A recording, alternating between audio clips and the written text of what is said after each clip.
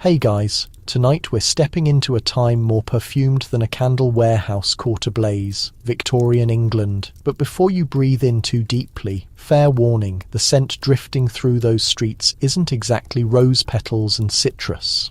Tonight we're plunging headfirst into history's armpit to tackle the question you never knew you had. Why did Victorian women smell so memorable? We're talking about an age before deodorant, showers, or even the basic courtesy of a polite "could someone please open a window?" So before you get comfortable, take a second to like and subscribe, but only if you genuinely enjoy what I'm doing here. Drop a comment letting me know where you're tuning in from and what time it is where you are. Now, turn down the lights, flip on a fan for some white noise, and get as cozy as you possibly can. But let's stop for a moment. Have you ever thought about how women made it through summer wearing wool dresses, corsets, and a 6-pound hairpiece without air conditioning? Did anyone actually try to Febreze a crinoline? How many days could you skip bathing before your cat started judging you? Were floral perfumes just covering things up? Or did they blend with body odour to create olfactory regret? Could you survive a Victorian dinner party? Or would you quietly perish under a mountain of unwashed lace? Could romance bloom if you smelled like you'd lost a fight with a wheel of cheese? Congratulations! You've just awakened in 1853 London. You're a Victorian woman. You own 2 dresses, 0 deodorant, and enough social anxiety to fuel a steam engine. The good news, you fit in. The bad news? So do your armpits.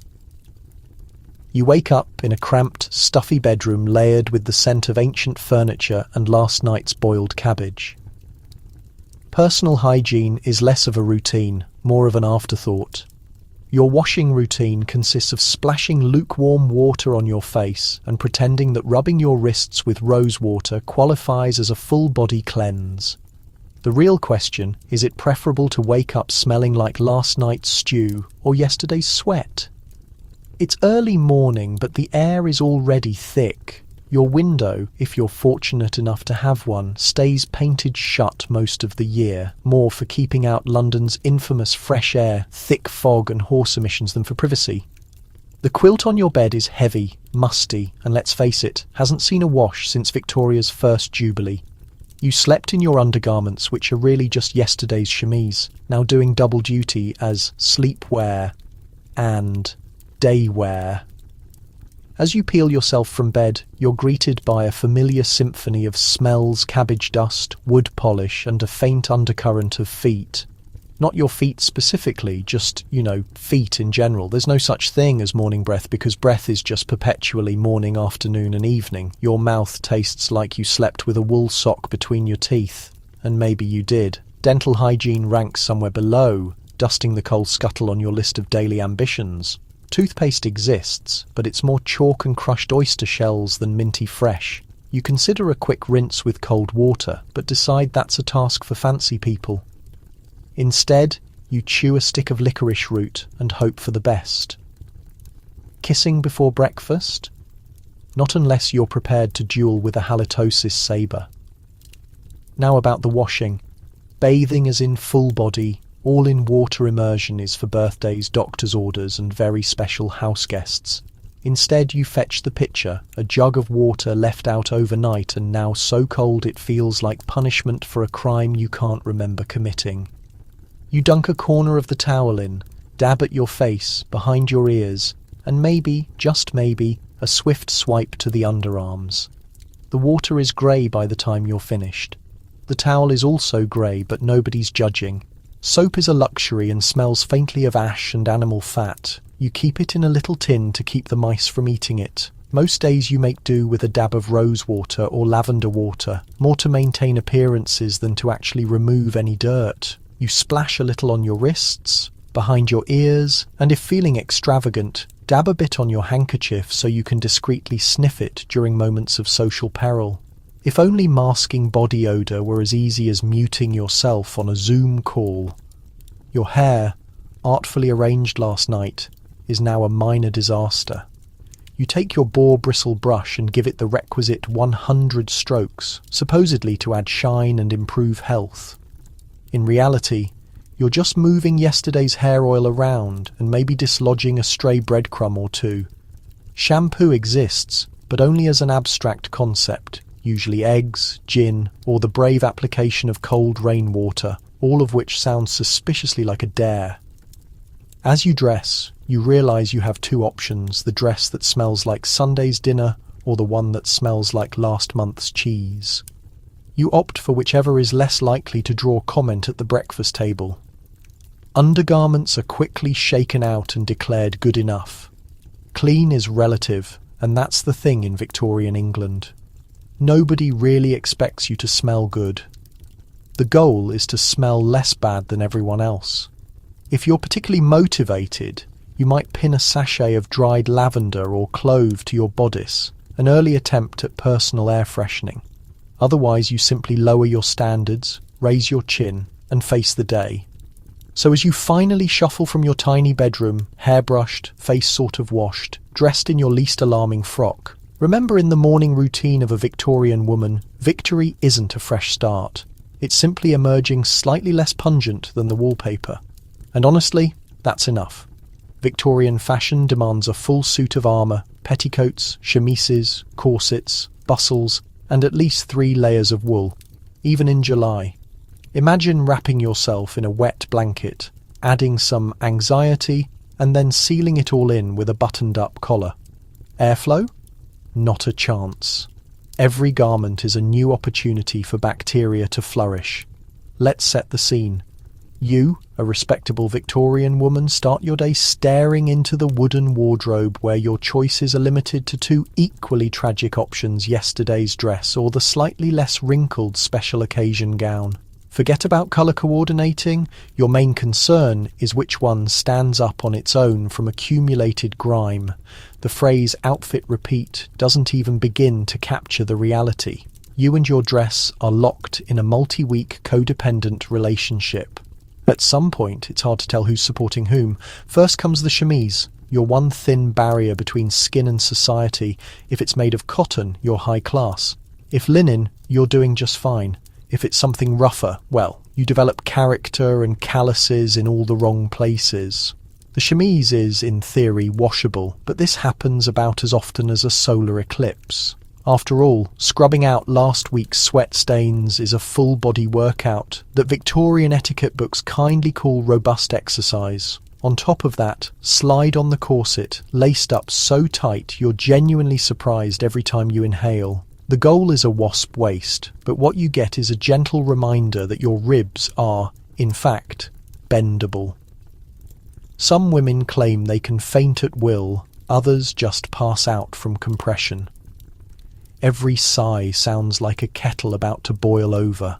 The corset leaves deep impressions in your skin and even deeper regrets in your soul. Breathing is overrated anyway. Then petticoats. Not 1, not 2, but sometimes as many as 5. Each layer promises volume but delivers only heat and the sensation that you're constantly being followed by your own laundry pile. Some petticoats are starched so stiff you could use them as emergency shelter in a downpour. Others are just wool, heavy, itchy, and always a little bit damp no matter how long they've been hanging. Your thighs feel like 2 hamsters fighting inside a woolen sack. Now add the crinoline, a contraption best described as a portable birdcage for your legs. Metal hoops and starched horsehair work together to make every doorway a potential hazard. You shuffle sideways through life, forever calculating angles. Your cat stares at you in terror. You knock over at least 1 candlestick a week and take out your own tea tray twice a month. Fashion is pain, but also apparently a contact sport. Outer skirts, bodices and overskirts come next. Usually wool, sometimes silk if you're showing off, but always heavy enough to make you long for a career as a nudist. The bodice buttons up to your throat and down to your wrists. Necklines are high enough to double as face masks. Sleeves are snug, restricting all but the daintiest of arm movements. Every time you raise your hand, it feels like your shoulder is signing up for military service. Now you must accessorize. Gloves, always, even indoors, because heaven forbid anyone sees your scandalous unwashed fingers. Stockings are pulled up and held in place with garters so tight they leave permanent tattoos. Boots or lace-up shoes stiff as plywood are squeezed onto feet that haven't seen the light of day since Easter. Add a shawl or mantle if it's chilly. And don't forget the hat, weighted with ribbons, feathers, and the occasional dead bird. Taxidermy chic, darling. As you finally wobble out the door, you realise your dress weighs more than a toddler and has roughly the same hygiene standards. Air circulation is theoretical. Under your skirts, conditions are subtropical. The layers act as an incubator for every odour, and you become a walking greenhouse. Still, you nod politely and glide down the street, silently praying you don't have to run for the omnibus. And when someone comments, "My, you look radiant today," what they really mean is, "I hope I'm upwind." This is the Victorian dress code, equal parts dignity, discomfort, and damp wool. If you make it through the day without passing out or tripping over your own crinoline, you're not just dressed, you're victorious. Strap in, literally. Your corset is made of whalebone, cinched so tight that deep breathing is an Olympic event. Forget about sweating discreetly. Trapped moisture becomes your constant musky companion. Every time you sigh in frustration, the air grows slightly more humid. Let's take a moment to appreciate the marvel that is the Victorian corset, a garment engineered for one main purpose, the pursuit of the ideal waist. In theory, a well-fitted corset gives you poise, confidence, and the enviable hourglass figure of a Grecian statue. In practice, it's like trying to live your life inside a decorative mailbox. The ritual begins each morning as your lady's maid, or if you're less fortunate, your nearest available sister starts the slow, deliberate lacing process. She pulls the strings with the enthusiasm of someone tightening a cargo ship's moorings while you clutch the bedpost and make promises to every saint you can remember. As the corset tightens, your internal organs make their annual migration upward, downward, or simply out of the way. Stomach, liver, lungs all are gently but firmly relocated to maximise that coveted 18-inch waist. Rumour has it Queen Victoria herself managed a 22-inch circumference, but only after giving up the idea of ever sitting down again. For the rest of us, we settle for whatever measurement keeps us conscious through breakfast. Sitting, by the way, is its own negotiation. The corset demands that you perch, not lounge. Your spine is perfectly straight, shoulders back, chin up, posture so good you could balance a tray of scones on your head. But heaven help you if you need to bend over. Dropping a handkerchief means making a choice.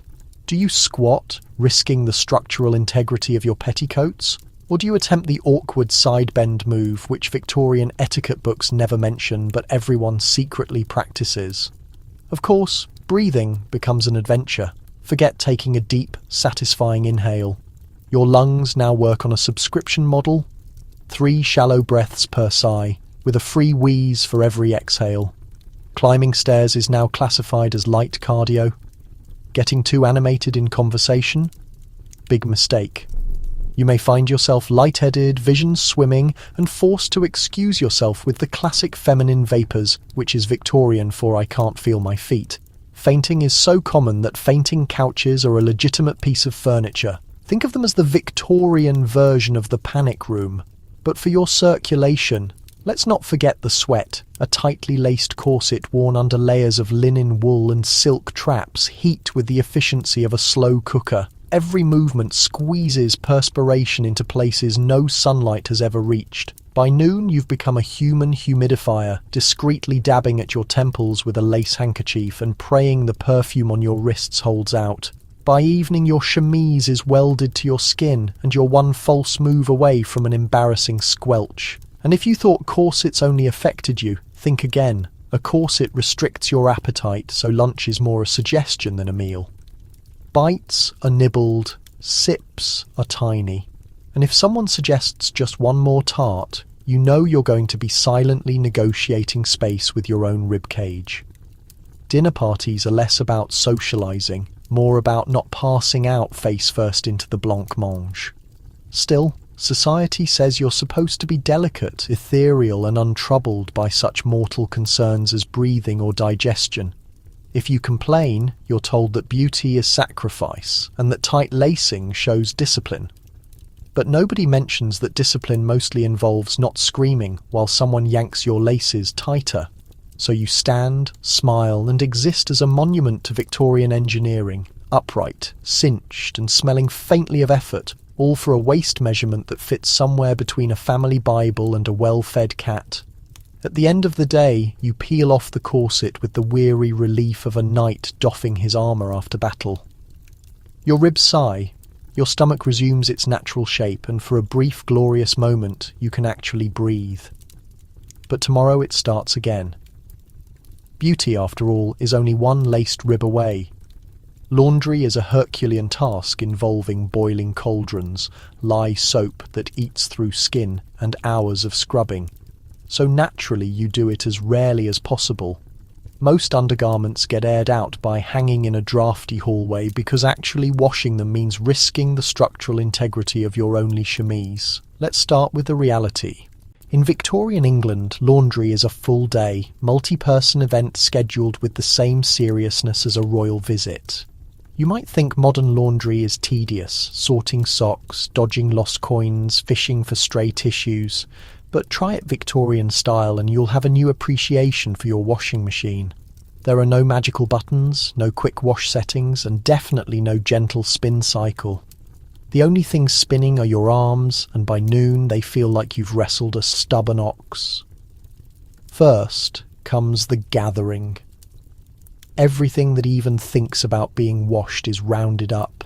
Chemises, petticoats, stockings, and occasionally a dress if it's had a run-in with gravy or the family cat. Don't expect a full wardrobe rotation. Clothes are precious, fabric is expensive, and frequent washing shortens a garment's lifespan. Spot cleaning is a polite way of saying scrub the stain and hope for the best. Next, the soaking. A giant tub, think bathtub for trolls, is filled with water heated over the kitchen range. This requires servants, or for the middle classes, some determined relatives to haul endless buckets from the well or hand pump. Hot water isn't just a luxury, it's an achievement. Your laundry room is the kitchen, your hands are the agitator, and your hopes for dry skin are a memory. Soap is another story. Victorian soap is a homemade science experiment, equal parts animal fat, lye, and the haunting suspicion that it might dissolve your fingerprints. It's yellow, crumbly, and as gentle as sandpaper. Laundry day is basically an exfoliation ritual you never asked for. Bleach is simply old urine. No, really. Saved in buckets, and added for that extra clean result. Suddenly spring fresh scent sounds like a fantasy novel. Scrubbing is the main event. Garments are slapped onto washboards and attacked with the ferocity of someone fighting for their life. It's elbow grease or nothing. Victorian stains are legendary. Ink, mud, sweat, gravy, mystery blotches. You scrub until the fabric gives up, or you do. If you're lucky, there's a mangle, a set of hand-cranked rollers to squeeze out water, and if you're not careful, fingers. Rinsing comes next. If you think a rinse means remove all soap, think again. It's usually just a hurried dunk in cold water before wringing out by hand. If your dress was white at the start of the year, it'll be beige by autumn. If it was coloured, it fades to a shade best described as Victorian sadness. Drying, that's an adventure all its own. Undergarments and stockings are hung over a line in the garden, or, if it's raining, which it always is, over chairs by the kitchen fire. Everything dries stiff, scratchy, and suspiciously warped. Your best hope is that nothing blows away or gets borrowed by a passing neighbour. That chemise may never be seen again. And then ironing. Yes, after all that, someone has to iron the creases out of every last petticoat and sleeve. The iron is a solid brick of metal heated over the fire until you can smell singed wool from 3 rooms away. Every iron comes with the thrill of possibly burning a hole straight through your only presentable dress. Laundry day ends with everything mostly clean, vaguely dry, and a kitchen that smells like boiling socks and burnt soap. You collapse, arms aching, hands raw, and swear to wear your undergarments just one more day, maybe two, before braving it all again. In the Victorian world, cleanliness isn't next to godliness. It's next to impossible. So the next time someone complains about Laundry Mountain, remember, at least your pile never tried to take your fingerprints. Hair is your crowning glory, or more accurately, your oily tiara. You might brush it 100 times, but you rarely wash it. Dry shampoo? That's just flour and wishful thinking. If your hair gets really out of control, you might rub in a little goose fat or pomade, then sprinkle with scented powder. Voila! Instant Victorian volume and seagull attraction. Let's start at the roots, quite literally. Victorian hair care is built on the philosophy of do less, hope for the best. You begin your morning at the vanity, facing a mop of hair that has spent the night twisted in a plait or wound up in rags. For curls, you remove the pins, unroll your tresses, and survey the results. If your hair has a sheen, congratulations. It's not healthy. It's last week's natural oils, and possibly a trace of last night's mutton stew. Washing your hair in the modern sense is rare and slightly scandalous. Maybe every few weeks if you're feeling especially decadent, or if your scalp starts to resemble a candle. Hot water is precious, soap is harsh, and shampoo as we know it simply doesn't exist. Recipes for hair wash often include things like eggs, brandy, or a splash of rainwater collected in a pan left out during the one sunny day in May.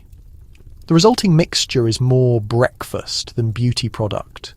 For the most part, you embrace your natural oils. Victorian beauty magazines insist that frequent washing weakens hair and encourages colds. Instead, you rely on brushing. 100 strokes a day minimum, with a boar bristle brush that does double duty as a scalp massage and a workout for your triceps. The goal is to distribute oil from roots to tips, giving hair a glossy shine. In practice, it just means the brush picks up everything: dust, dandruff, stray bits of hay, and at least one secret crumb. Then comes the goose fat. Not a typo.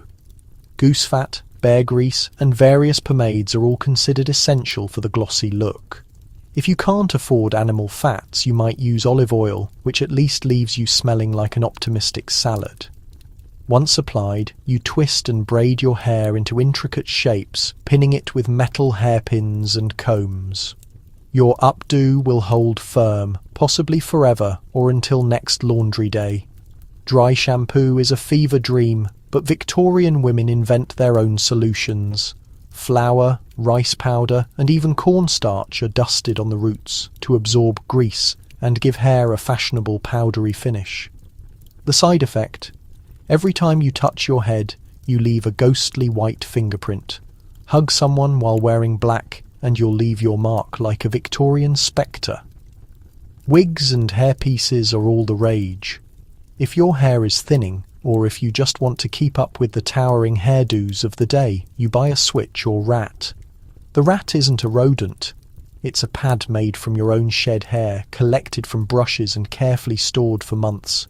You stuff it under your real hair to add volume. Some women collect so much hair over the years it's rumoured they could assemble a spare daughter. And then there's the matter of scent.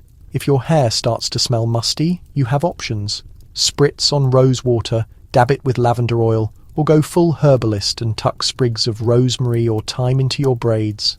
If all else fails, you simply hope everyone is too polite or too stuffed up from coal dust to mention it. Society expects you to be presentable, but presentable is flexible. You make peace with the flyaways, the hidden tangles, and the faint whiff of roast chicken. At the end of the day, your hair is less about perfection and more about perseverance. You wear it like a badge of endurance, pinned, powdered, perfumed, and proudly unwashed. So next time you complain about a bad hair day, just remember, at least you're not leaving a trail of goose fat and rice flour wherever you go. For the Victorian woman, that's just part of the morning routine.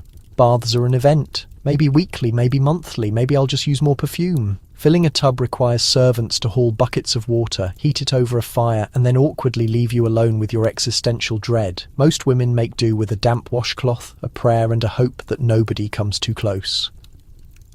Let's set the scene. You, in all your Victorian glory, contemplating a bath. Bathing in the full sense isn't something you do to start the day.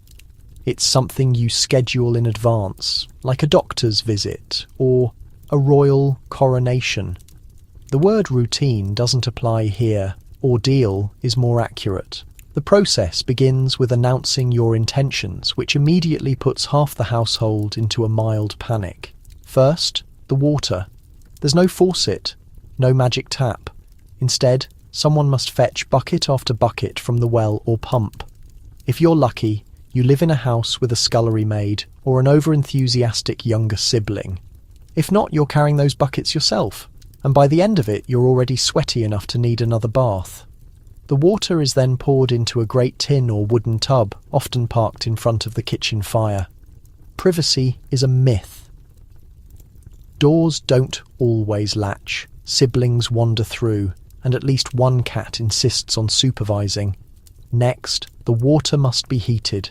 This means stoking the fire, wrestling with coal or wood, and waiting and waiting. The result is a lukewarm bath at best, and a chilling plunge at worst. By the time you undress and step in, the water temperature is somewhere between swamp and forgotten teacup. You bathe quickly, not just to conserve modesty, but to avoid freezing to death. Soap, as always, is an adventure. It's a harsh lye soap that strips both dirt and hope from your skin. Scented soaps are a rare luxury. Most likely you're rubbing yourself down with a yellow bar that smells like disappointment and sheep. Victorian advice books encourage vigorous scrubbing, but most people interpret this as a quick dab to the ankles and wrists. After all, overwashing is said to weaken the constitution. There's genuine suspicion that too much bathing opens the pores and invites disease. Cleanliness may be next to godliness, but only if godliness is also skeptical about germs. Because of the ordeal, most people skip the full bath and opt for a sponge bath. This is exactly what it sounds like. You grab a damp cloth and clean what's visible. Underarms, face, hands, anywhere likely to peek out of your high-necked dress. Legs, back and feet are politely ignored unless absolutely necessary. For everything else, there's perfume and a heartfelt denial. On the rare occasion you do get a proper bath, there's the issue of what to do with the water. Victorian plumbing is not up to modern standards. You bail it out, bucket by bucket, or dump it into the nearest garden bed, which promptly dies from shock. If your entire family shares the tub, and they do, the pecking order matters. Eldest first, then siblings, then the family dog, then possibly a neighbour if they've brought cake. By the end, the water resembles a tea brewed from socks. Public bathhouses exist but are suspect rumoured sites of gossip, scandal and disease. The truly desperate or cosmopolitan might venture in, but most Victorian women avoid the risk. Reputation, after all, is harder to scrub clean than ankles, so when you read historical novels describing ladies fresh from their bath, know that this is creative license at its finest. Most Victorian women make peace with their own gentle aroma and hope the lavender sachet pinned to their petticoat pulls its weight. When in doubt, don't, and if all else fails, stand upwind and smile. In Victorian England, the cleanest thing about you might just be your conscience. With everyone smelling like a combination of goat and mildew, Victorian women develop a love affair with perfume. You dab on rosewater, violet, lavender, or straight-up musk, hoping to mask the truth. Instead, you end up marinating in a floral stew that's one sneeze away from a chemical incident. Let's be honest, in a world where laundry day is rare and bathing is reserved for the bold, perfume isn't a luxury, it's a defensive strategy. The perfume bottle isn't just a pretty accessory on your vanity, it's your most loyal companion, right up there with your fainting couch and a sturdy sense of denial. The goal? Create a pleasant enough olfactory smokescreen that your own mother wouldn't recognise you by scent alone. The Victorian perfume arsenal is both vast and potent. You start with floral waters, rose, lavender, orange blossom, each promising to transport you to a lush English garden far away from the actual English garden outside, which is full of manure and stray chickens. These delicate scents are dabbed on wrists, neck and handkerchiefs, then topped up throughout the day. For special occasions, there's attar of violets, or perhaps a touch of gardenia, making you smell like a bridal bouquet left on the radiator. But as the day wears on and the city air thickens, the stakes get higher. Subtlety is abandoned in favour of raw power. Out come the heavy hitters, musk, ambergris and civet, a trio so potent you could use them to fumigate an entire train carriage. Musk is technically derived from the glands of a musk deer. Ambergris is a mysterious waxy substance, regurgitated by sperm whales. And civet comes from a small, angry cat-like animal with opinions about hygiene. If it sounds like something found at the back of a mysterious drawer, you're on the right track. Layering is the secret weapon. A true Victorian scent wardrobe involves dabbing perfume behind the ears, on the chest, in the hair, and if you're feeling thorough, directly onto your handkerchief so you can wave it under your nose in moments of crisis. Some women sew tiny sachets of dried herbs into their skirts or pin scented ribbons inside their bodices, anything to keep the world at bay. By the time you leave the house, you've created your own personal ecosystem, rich with botanical diversity and possibly a few chemical hazards. Perfume isn't just about personal use either. Your entire environment gets the aromatic treatment. Wardrobes are lined with lavender, rooms are spritzed with cologne, and letters are scented before sending so the recipient will think fondly of you, or at least know you tried. It's a scent arms race, and victory means never being remembered as the one who smelled of boiled cabbage. Of course, not all perfumes are created equal. The finest scents are imported from France and cost as much as a month's rent. Cheaper options are concocted by local chemists using questionable alcohol and whatever flowers survived the journey from the market. Sometimes a bottle turns, and the wearer is followed by a note of vinegar and regret. There are cautionary tales of women who mixed too many scents and fainted in church, or whose hair oil and perfume clashed so badly it started an argument at the dinner table. Perfume is also a powerful social signal. The right scent suggests refinement, wealth, and an enviable sense of restraint. The wrong scent, or too much of the right one, can signal desperation or worse, poor taste. There's an art to it, one perfected only through practice and occasionally hard lessons. If someone hands you a lemon-scented handkerchief mid-conversation, you know you've overdone it. In the end, perfume is a daily gamble, a drop of elegance in a sea of uncertainty. You might walk through the world as a fragrant breeze, or as a walking cautionary tale. Either way, in Victorian England, the only thing thicker than the fog is the cloud of scent you leave in your wake. And if all else fails, remember in the battle against body odour, all is fair in love, war, and rose water.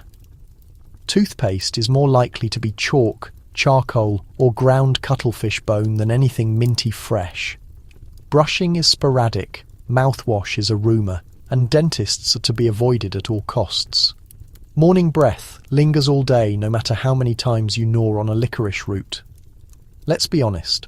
Victorian dental care is less about shining smiles and more about crisis management.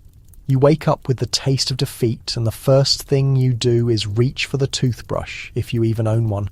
Most toothbrushes are little more than a carved stick with stiff boar hair which, after a few weeks, is as inviting as brushing with a hedgehog. The bristles fall out, the handle splinters, and that suspicious black spot on your back molar? You name him Harold and pretend he's a birthmark. Toothpaste is an adventure of its own. Forget gentle whitening formulas. In Victorian England, the most common option is a gritty powder made of chalk, salt, baking soda, or if you're feeling bold, powdered charcoal. Sometimes someone suggests crushed eggshells or cuttlefish bone, which works about as well as scrubbing your mouth with a sandcastle. The rich might import mysterious dentifrices in little tins, often promising breath as fresh as a daisy but delivering a flavour profile closer to burnt oyster. Mouthwash is barely a rumour. Some try rinsing with vinegar, lemon water or straight gin, which explains a lot about Victorian poetry. But the most widespread treatment for bad breath is simply to chew something: cloves, cardamom, anise, or licorice root, anything to outmuscle the internal rot. Sometimes a sprig of mint is pressed under the tongue before church or social calls. The effect is temporary and mostly psychological. If you talk too much, everyone knows. Dental work is, in a word, terrifying. There are no modern dentists, just barbers, blacksmiths, or the brave neighbourhood tooth drawer. Their qualifications: a strong grip, a bottle of gin, and a high tolerance for screaming. Cavities are not filled. They are ignored until they become a public menace.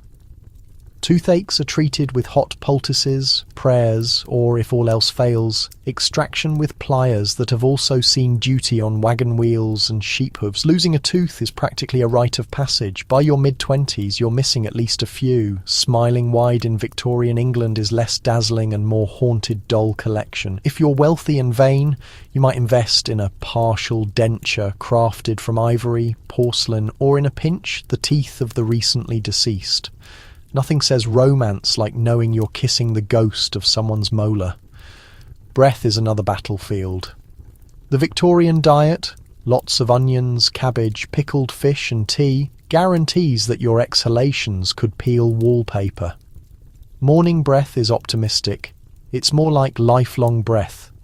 If you're going out, you keep a scented handkerchief handy, dabbing it to your lips and nose before conversation.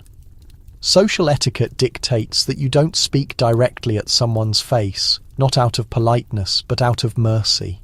For courtship, things get even more complicated. Love letters are perfumed and poetic, but kisses are rare, and not just because of propriety. The risk of encountering a whiff of old cheese and panic is very real. Sometimes the anticipation of romance is sweeter than the experience itself, especially when halitosis becomes a third party. By the end of the day, your teeth ache, your gums are inflamed, and your tongue feels like it's been sanded. You rinse with tepid water, hope for the best, and pray that science will one day invent mint. Until then, you flash your crooked smile, mumble your compliments, and keep your handkerchief close. Because in Victorian England, dental woes are as much a part of femininity as petticoats and perfume. If you can smile through the pain, you're already ahead. If you can laugh about it, you're a legend. You squeeze into a horse-drawn omnibus pressed against strangers in a cloud of collective misery. Every jostle unleashes new aromas: body odour, hair tonic, damp wool, and the unmistakable tang of someone who ate pickled onions for breakfast. Let's set the mood. It's a chilly morning in Victorian London and you have places to be. Walking is an option, but after a week of tramping over cobblestones in ankle-pinching boots, your feet are staging a mutiny, so you opt for the marvel of modern technology, public transport. The horse-drawn omnibus, a wooden box on wheels pulled by two determined horses and powered by sheer optimism, promises efficiency and, at least in theory, community spirit. Reality is less inspiring. You approach the stop and are greeted by a scrum of humanity.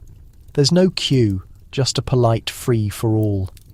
The vehicle itself is a rolling time capsule, its interior lined with well-worn, scratchy benches.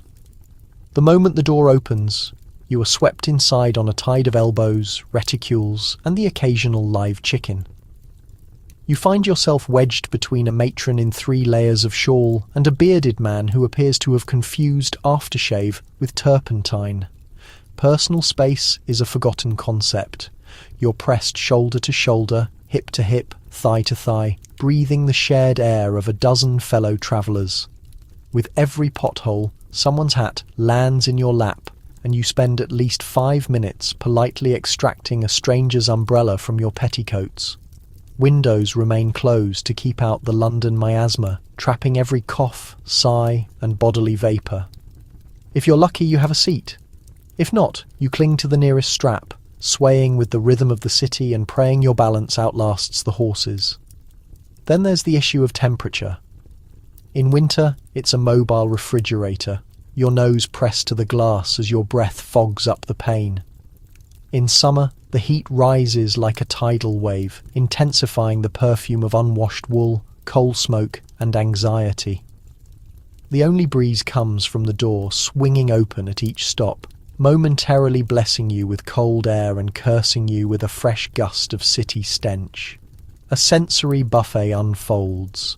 To your right, a child sucks on a sticky peppermint, smearing it into the velvet upholstery. To your left, a gentleman reads his newspaper at full wingspan, elbowing you every time he turns the page. Somewhere at the back, a nervous lapdog is doing its best impression of a foghorn. The floor is a patchwork of dropped crumbs, muddy boot prints, and occasionally something suspiciously sticky. There is an unspoken etiquette to this chaos. Eye contact is avoided. Conversation is minimal. You may exchange a weary nod, a silent apology when your parasol jabs someone's ribs, or a quiet excuse me as you disembark. If someone sneezes, the entire vehicle stiffens, each passenger delicately retrieving a scented handkerchief to cover their nose and mouth, half out of fear of contagion, half out of self-defense against the unleashed aroma. Fashion naturally makes everything worse. Thick gowns and layers of petticoats lock in the heat, while wool jackets stay perpetually damp in the soggy urban atmosphere. Gloves designed to shield you from harsh conditions turn into miniature furnaces for your fingers. Bonnets slide out of place, veils come undone, and that ever-present hatpin poses a danger to everyone standing within 6 inches. As your destination approaches, the real test begins. Getting off with some semblance of grace. You stand up, collect your skirts, and start the careful shuffle through the packed crowd. Someone plants a foot on your hem, a boot scrapes against your ankle, and for one panicked instant, you're convinced you'll be trapped forever. But finally, you spill onto the pavement, drenched in sweat, gasping for air, and painfully conscious of what every Londoner had for their morning meal. On Victorian public transport, maintaining dignity is entirely optional. But if you escape with your hat, your purse, and most of your original scent intact, you can call it a triumph. A dozen bodies cram into a stuffy parlour, candles burning and windows sealed tight against the London haze. Fragrance mingles with sweat, roasted meat, and the subtle hint of coal fumes. You take a sip of tea, offer a pleasant smile, and fight the urge to collapse. The Victorian dinner gathering represents the height of social achievement, an opportunity to showcase your impeccable etiquette, your most beautiful dress, and crucially, your capacity to stay conscious in air thick enough to spread on toast. The invitation arrives, bringing equal parts thrill and anxiety. On one side, it's an escape from your daily routine of watching paint dry and counting ticks from the hall clock. On the flip side, it's a grueling examination of physical stamina, sensory fortitude, and how well your corset holds up. Getting ready starts hours before nightfall. You compress yourself into your most elaborate outfit, complete with every possible undergarment and a quickly fastened bundle of lavender, a storm of facial powder, and an impressive quantity of hair wax, making certain you're equipped for anything except maybe bright sunshine. Your household's finest footwear comes out of storage, alongside gloves and that one vaguely puzzling pin you got from Aunt Mildred. You show up winded to discover the entrance already humming with excitement and the initial traces of tonight's defining aroma. A churning mixture of overdone cabbage, tallow candles, anxious perspiration, and the harsh bite of somebody's bold cologne choice. You surrender your wrap to a frazzled attendant, whisper a quiet hope for fresh air, and steel yourself for several hours of social gymnastics. The sitting room is filled with rigid chairs covered in materials that have soaked up generations of household mysteries and equally potent meals. The windows stay firmly closed, both to hold in warmth and to block out the infamous London mist, which in Victorian language is simply a nice way of saying airborne horse droppings. Your host performs the rounds of introduction, every handshake a small puzzle to detect the faintest traces of dairy, lamb, or camphor. Polite conversation serves as both craft and survival strategy. You remark on the climate, on Her Majesty's newest painting, and on the pitiful condition of the neighbour's flower garden, all while strategically edging yourself toward the serving table, where the atmosphere is marginally less suffocating. The space, already cramped, becomes even tighter as people take their places and the candles increase. Flickering light enhances your features but does absolutely nothing for the oxygen levels. The meal is called with the strike of a chime and a surge of excitement and worry. You file into the eating area, a space of elegance, magnificence, and dubious air circulation. The feast is an endurance test, with dish after dish streaming by, boiled meat, savoury pies, jellied seafood, and the perpetually suspect pudding. Each fresh plate introduces another wave of smell to the constantly growing fog.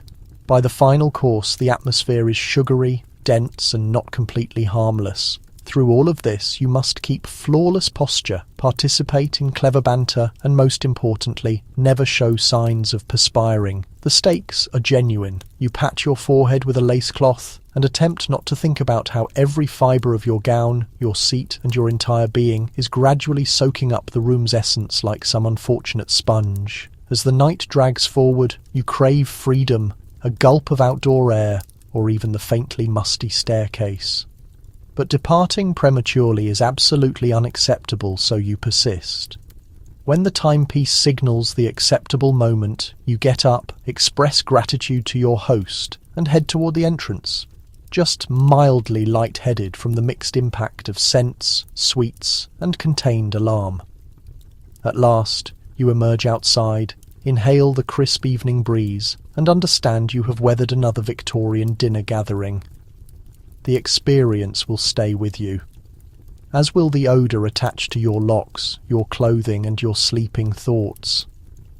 In the realm of Victorian entertaining, making it through is something to celebrate. And if you manage to avoid collapsing into the pudding, you're basically aristocracy. Your undergarments are costly, difficult to launder, and never completely dry. The unspoken guideline: wear them as long as possible, flip them inside out, then air them beneath the pillow.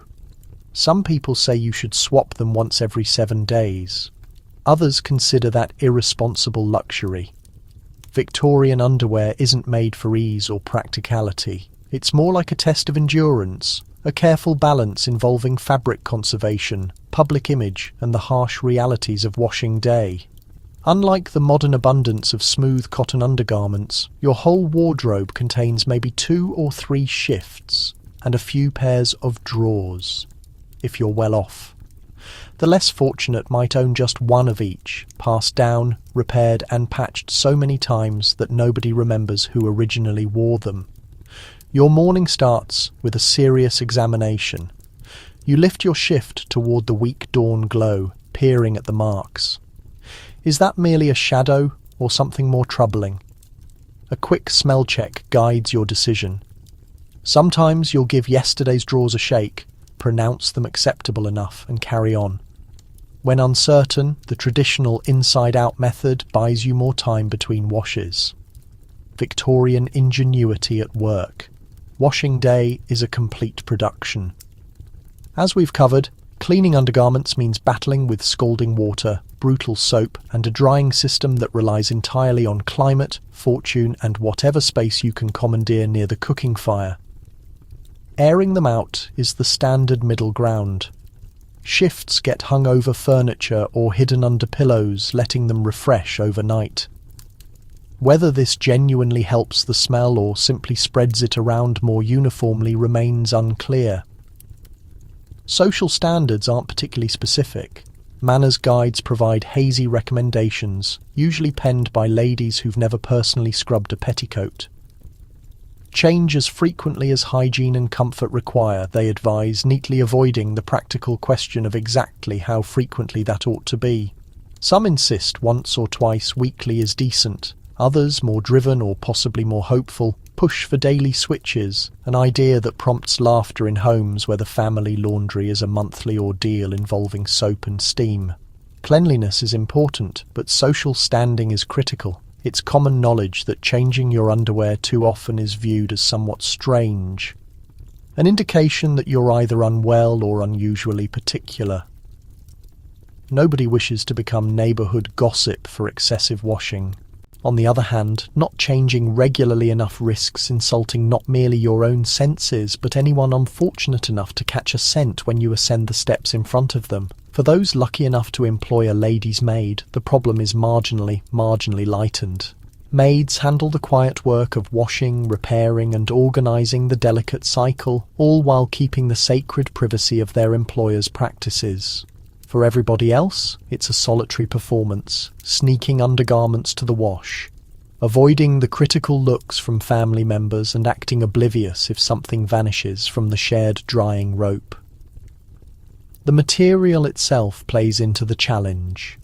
Quality cotton and linen feel softer and supposedly wash easier, but coarser materials handed down or poorly made grip every smell and stain like treasured keepsakes. Eventually, even the most meticulously maintained shift will acquire a distinctive character, a signature Victorian essence that withstands everything except the most brutal lie. Scented pouches, lavender stems and liberal applications of rose water get used in desperation. But the results are temporary at best. At week's end, you examine your drawer, specifically that one pair you haven't touched yet, and weigh your options. Is this the moment? Or can you stretch it just slightly longer? In the privacy of your chamber, you reach your conclusion, reassured by the understanding that everyone else faces identical calculations. In the grand scheme of Victorian womanhood, underwear mathematics is less about figures and more about getting by. If you can preserve your dignity and your privacy, you're managing perfectly well. Victorian ladies are supposed to be society's fragile blossoms, but nobody talks about the hothouse environment beneath all those layers. You sweat silently, gripping a handkerchief and act like fainting stems from emotion, not fluid loss and the toxic atmosphere festering in your footwear.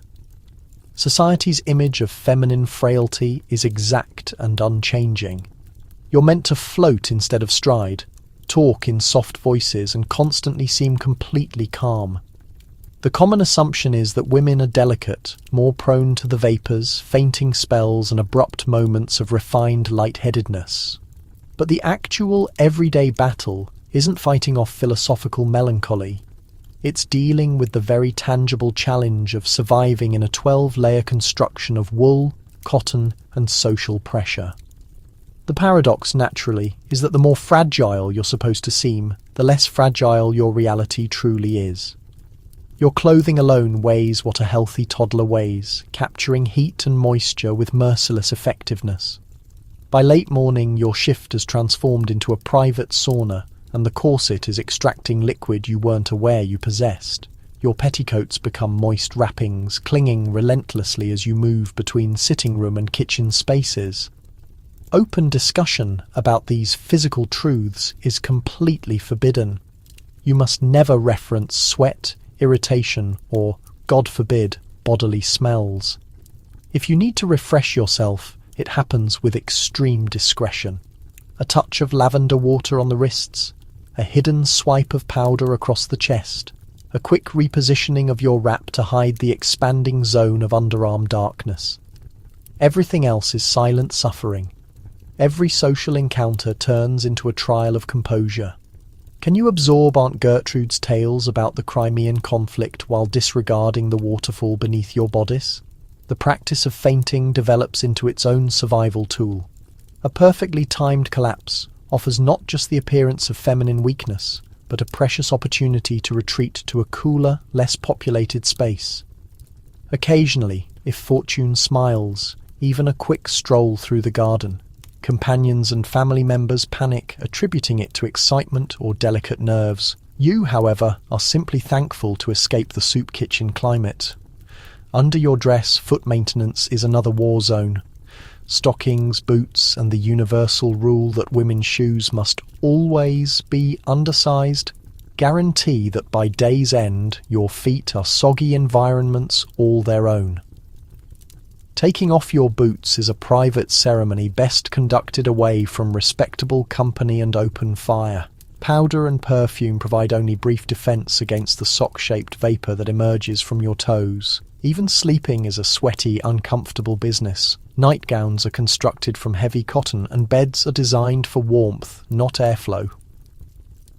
On hot evenings, you shift restlessly in a mess of linen bedding, plagued by the persistent scent of rosewater, waging a hopeless war with reality. If you crack open a window, the danger of getting a chill throws your household into waves of alarm. So you compromise by fanning yourself with an old envelope and hoping for sunrise. Yet throughout everything, you must project an aura of gentle refinement, never revealing your struggle. The payoff for your trouble: society's respect, a name for grace, and, if luck is with you, a stolen moment alone with your feet in a pail of cold water. In reality, Victorian womanhood is less about delicate beauty and more about toughness. If you can maintain a grin while marinating in your own petticoats, you've perfected the subtle skill of being delicate yet damp. Behind every collected facade lives a champion of persistence, equipped with nothing but a handkerchief, a flask of lavender water, and unshakable determination. Because sometimes the loveliest smelling bloom is the one that endures the most. Body powder isn't just for your face, it's for your torso, your armpits, and occasionally your feet. Talcum, rice powder, and even pulverized starch get scattered everywhere to soak up wetness and theoretically eliminate smell. What really happens is you create a trail of pale footprints and a thin layer on every velvet cushion. Enter the Victorian powder chamber. Not a restroom in today's understanding, but an actual room or alcove or converted closet where the instruments of personal grooming are displayed like a small pharmacy. On the surface, you'll discover elaborate containers of powder, dainty applicators, and the quiet, constant pressure of everyone acting like they don't see what's truly happening here. The fight against bodily dampness is conducted in silence, with all the gravity of a tactical operation. The primary tool is standard face powder, rice dust, zinc compounds, or, if you're affluent, the trendiest Parisian talc. A few light dabs with a velvet pad, and your skin tone is converted into a perfect china finish. But that's merely the start. As the afternoon warms up and your wardrobe transforms into a woolen steam bath, the requirement for more thorough powdering becomes obvious. The face is only the surface. The genuine war zone is below. Armpits. The unmentionable territory. Polite society never speaks of them, but every Victorian woman understands their dangers. Following your morning rinse, that brave dabbing with lukewarm water, you towel off and with sneaky looks grab your hidden supply of powder, a heavy dusting under the arms, over the chest, and down the back of your neck. You might even sprinkle some into your corset, hoping it settles in the right spots before shifting, dissolving away. Powder creates the fantasy of dryness and a light floral note, but honestly, it's mainly hopeful imagination. Feet, likewise, demand care. After a day trapped inside boots that were obviously created by someone holding a grudge against toes, your soles are begging for mercy. Out comes the powder container again. You cover your feet, ankles, and even the interior of your stockings, forming a soft, powdery shelter. The ground beneath your vanity table turns into a white drift, and every footstep leaves a pale mark, a faint spectral signature down the corridor. Naturally, all this powder brings complications. By mid-afternoon, your previously sleek black dress is spotted with unexplained white smudges. Each time you settle into a seat, a little puff emerges, landing on the furniture and floating through the sunbeams. The family pet, if it wanders too near, comes away looking like it's survived a flour mill disaster. And God help you when the rain comes. Powder meets water and turns into gluey paste, making you feel like some half-cooked Georgian dessert. But powdering isn't just about looking good, it's ritual. Women congregate in powder rooms, swapping secrets and beauty tricks while refilling their puffs. The ambitious ones might craft their own fragrant mixtures. Lavender, rose, maybe some bergamot notes. For most, it's a rare private escape from lives spent under constant public watch. Naturally, there are whispers and cautions. Etiquette manuals politely warn against overdoing it, implying it makes you look desperate or, heaven forbid, too obvious. Some even suggest excessive powder blocks your pores and ruins your ladylike appearance. But necessity trumps vanity, particularly during brutal summer days when the atmosphere itself reeks of perspiration and misery. When evening arrives, you attempt to dust off the worst from your dress, give your undergarments a shake and pray nobody spots the chalky silhouette you've left on the sofa. The powder room gets tidied, the puffs go back in their containers, and you steel yourself for the night slightly whiter, maybe drier, and perpetually leaving traces everywhere.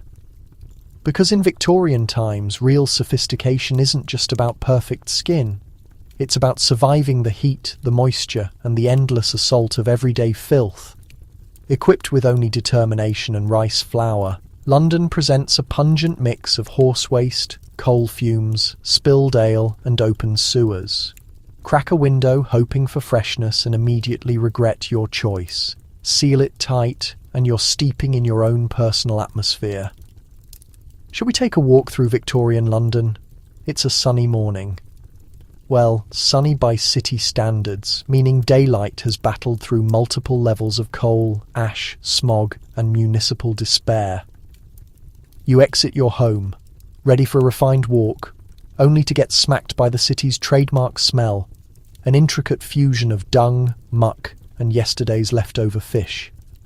This assault on your senses comes from everywhere. First off, the streets are flowing chaos, packed with traffic, and even more packed with deposits from the city's roughly 300,000 horses. Every cart, taxi, and coach adds to the massive urban compost situation.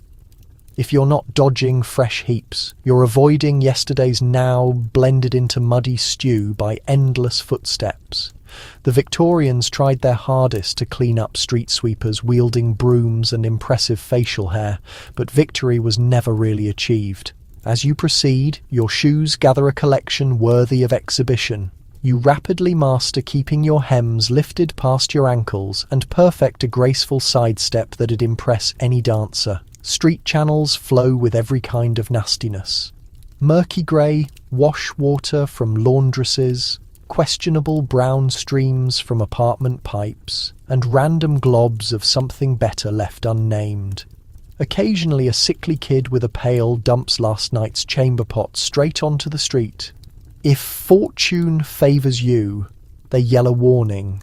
If not, you discover the importance of quick reactions and desperate prayers. Then there's the river. The Thames, both lifeline and garbage dump of the metropolis, snakes through town, hauling the aromas of every slaughterhouse, distillery and residence for miles. During summer, when levels drop and temperatures climb, the great stench emerges like divine punishment. Those with means escape to rural areas while everyone else plugs their noses, cram their window sills with lime or just accept breathing through their mouths. Shops and markets contribute to the sensory orchestra. The fish vendor's booth announces itself from half a block. Meat sellers and poultry dealers hang their products over wooden slabs, every surface slick with juices and hope. Flower vendors bravely counter with buckets of violets and roses, though even they realise it's futile. The aroma of roasted chestnuts, fried eels, and fresh bread wafts temptingly through the air, blending with less pleasant notes from the nearby leatherworks or adhesive plant. Public areas aren't much improved. Parks provide momentary relief, but the fragrance of wet grass and crushed daisies can't compete with the breeze when it changes and delivers the scent of the city's garbage mountain.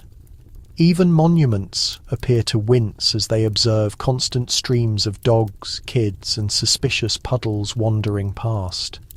During rainy weather, the smells intensify and mature. Every cobblestone transforms into a culture dish. Every narrow passage a test of strong stomachs. And your home? You finally arrive back, assuming you've left the sensory bombardment behind, only to discover every footstep has dragged the city right through your entrance. Boots get scraped, skirts brushed off. But certain smells stick with the persistence of overdue bills. Ventilating a space feels pointless. Crack the window and fresh London floods in. Keep it sealed and your own fragrance intensifies by the minute. So you accept it. You perfect the technique of shallow inhaling, the tactical deployment of handkerchiefs, and the careful ballet of urban existence. The stench of the street is the stench of living, chaotic, vibrant, and unavoidable. In Victorian London, you don't evade the city's cologne. You simply learn to complement it with extra rose water. Victorian beauty care means cold cream, rose water, and perhaps some lard. Baths wash away your defensive coating of dirt, so most ladies limit excessive washing. Acne? That's just your skin protesting beneath layers of powder and grease. Let's examine ourselves in the mirror closely. You, a respectable Victorian lady, must display perfect ivory skin, smooth as china, innocent as the Queen's motives. Reality is somewhat grainier. You awaken to find your cheeks suspiciously oily, your brow has adopted a yellowish tint, and your chin is playing host to a convention of small, uninvited visitors. Skin science, as an idea, belongs to some far-off perfect future. Right now, it's just you, your image, and a modest collection of homemade solutions. Morning beauty care begins with an aggressive splash of icy water, allegedly to seal the pores and energize the system. The water is typically mineral-heavy and oddly gritty, but you convince yourself it builds character. Soap, when employed, is rough and handcrafted, smelling vaguely of animal fat and ashes, or that time you attempted to scrub a fireplace. Excessive soap, the authorities caution, will remove not just grime, but the natural oils protecting your face from bad air. If your complexion feels somewhat slimy, you're succeeding. For washing, nothing beats cold cream. This stuff is a greasy mixture of animal fat, beeswax and rose water. You slather it on thick, then carefully remove dirt, previous powder and whatever mysteries the urban atmosphere deposited. Cold cream attempts to hydrate and cleanse, but leaves a coating so shiny that sunlight becomes blinding. If you position yourself near a window, it's regarded as peak feminine grace. For persistent dirt or random makeup accidents, typically lamp soot or burnt match, a touch of olive oil, or if you're feeling practical, straight up lard works fine. Following cleansing, you dab on rose water or elderflower water. This is less about actual results and more about wishful thinking. Victorian marketing claims these waters perfect the complexion and eliminate all ruddiness. Practically speaking, they just make you smell faintly of pastries and garden gatherings. Still, you apply it religiously, sometimes with soft fabric, sometimes with whatever's convenient.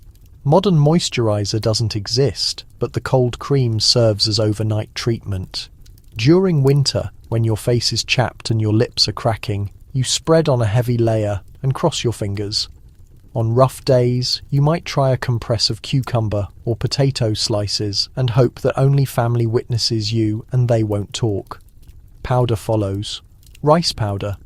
Or if you're daring, refined starch gets patted on to set the cold cream and soak up the day's building oil. This functions temporarily, By midday, you're already perspiring through your protective dusting and your complexion is beginning to look like marbled pastry white, red and mildly glossy. If you're going somewhere special, a coating of zinc oxide delivers the radiant, faintly spectral appearance considered beautiful then. If someone questions why you look like you're preparing to haunt a manor house, you just arch an eyebrow and reference fashion journals. Skin eruptions are unavoidable, and treatment is equal parts hope and experimentation. Mixture made from lead and vinegar supposedly clears blemishes and possibly everything else. But you choose less extreme solutions, herbal compresses, honey, or simply ignoring it and calling it personality.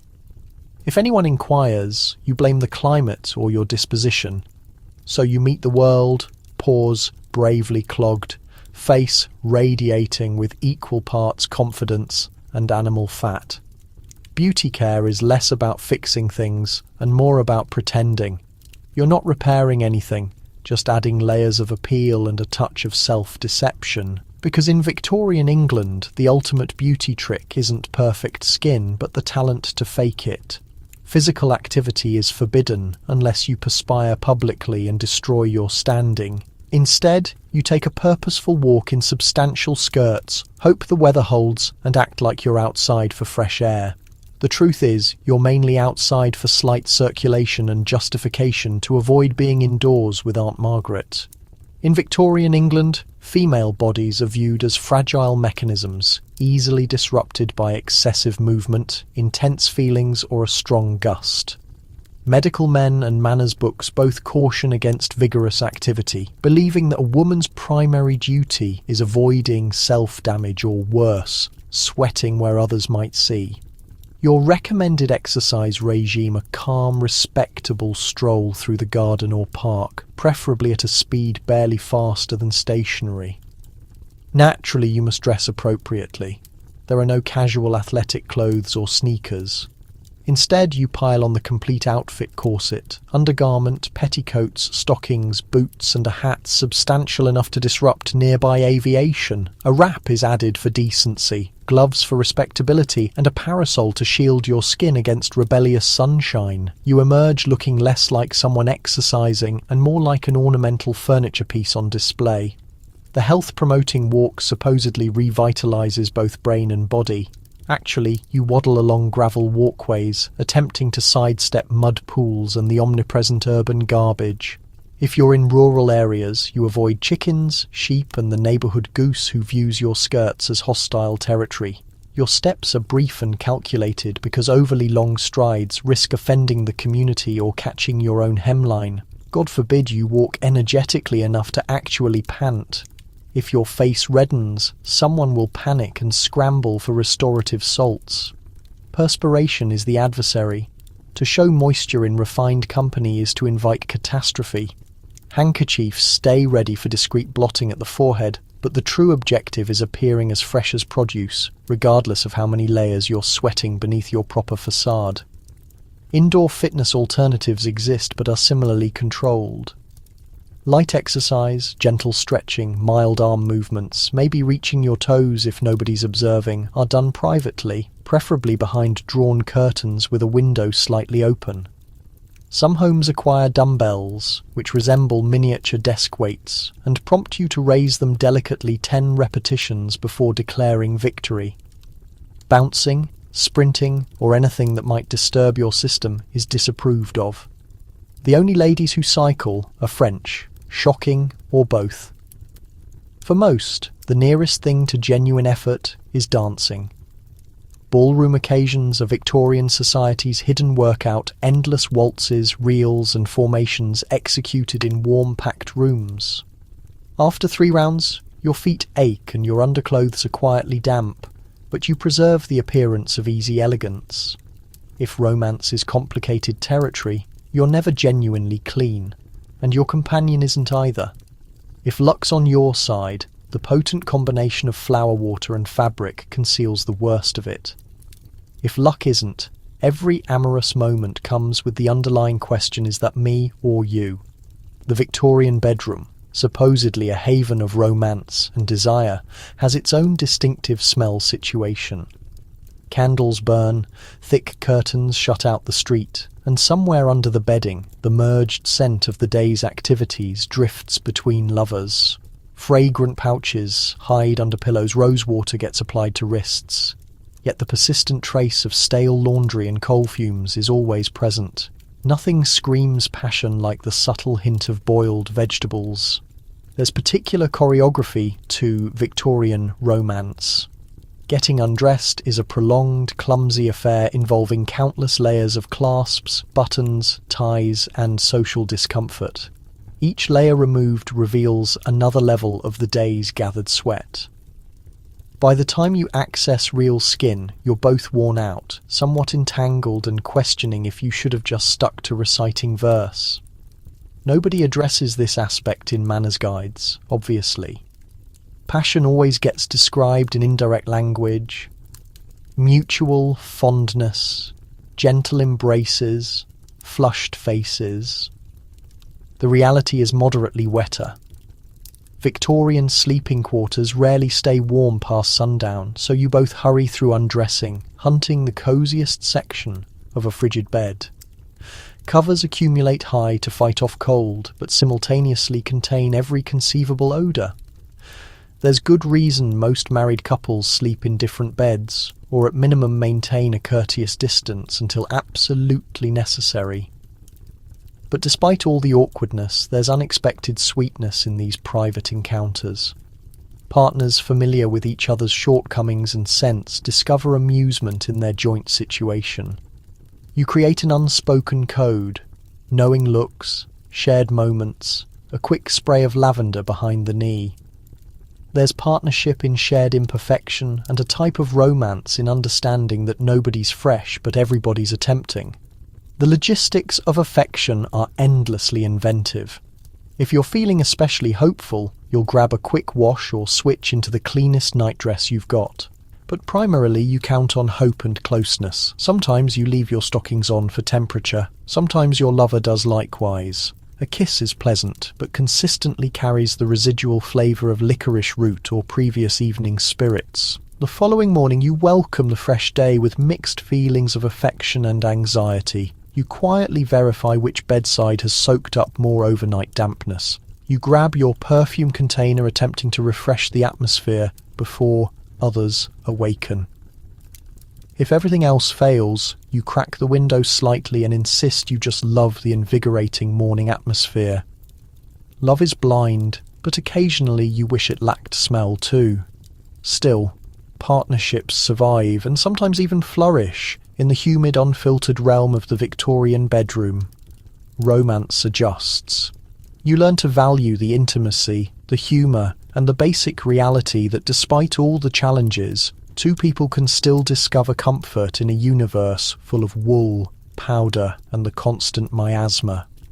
Because if you can care for each other through the fog of Victorian life, wrapped in petticoats, perfumes, and the faint aroma of boiled root vegetables, then perhaps, just perhaps, you've discovered the genuine article. And if nothing else, you've definitely found someone prepared to share the laugh with you about it. And that's as solid a romance as exists. Pregnancy and delivery are brave, chaotic, and aromatic in all the incorrect ways.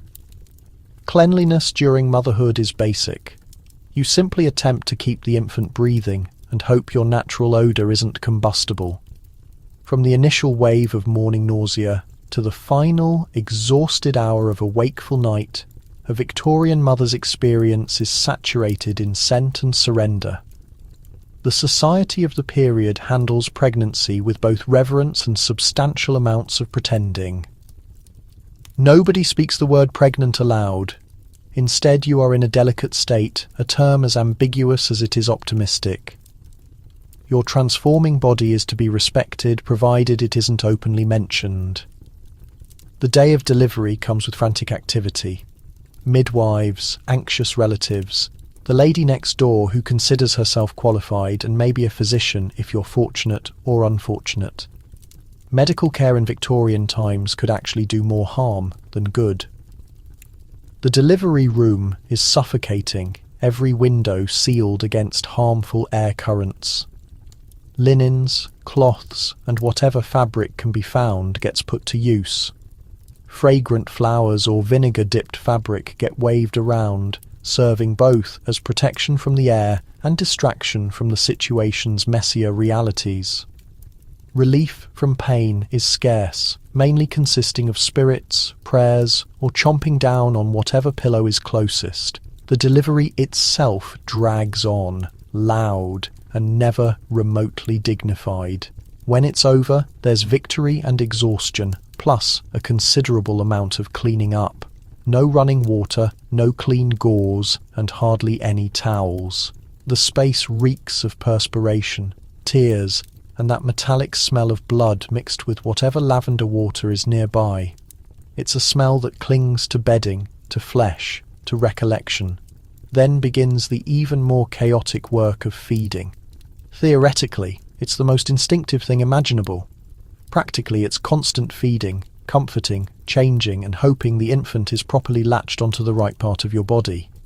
Victorian childcare guides suggest regular washing, but the definition is wiping down with a wet rag. Since actual baths are viewed as risky for delicate babies and too taxing for mothers, infant garments and wrappings are seldom more than somewhat moist. Fabrics accumulate, but laundry remains an enormous undertaking, so occasionally you just drape things near the window and cross your fingers. Feeding is not a secluded activity. The infant stays beside you morning and night beneath shawls, inside buggies, or placed in a temporary cradle near your feet. Everything smells of spoiled milk, milk itself, wet fabric, and whatever you recently ate. Modesty matters, but staying alive matters more. You just pray you can keep your infant nourished and clean and that your guests are tactful enough to ignore the damp spot growing on your dress. Sickness is an ever-present danger, and every sneeze, temperature, or odd rash becomes a source of panic. Treatments range from plant infusions to whispered folk beliefs. If fortune favours you, you have a supportive mother-in-law. If fortune doesn't, she's simply around to criticise everything you're attempting. Throughout everything, that distinctive blend of mother and child follows everywhere you travel. Yet despite the struggle, there are instances of genuine tenderness. The initial drowsy grin, the clasp of a tiny fist, the satisfied sound of a fed stomach. The smell of devotion never completely disappears. But for countless Victorian mothers, it represents a mark of pride, evidence that you made it through, persevered, and gave your all.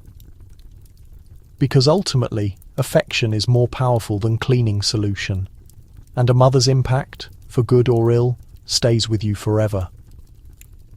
July comes around, dragging along a heat spell with no relief. Windows remain shut against contaminated air.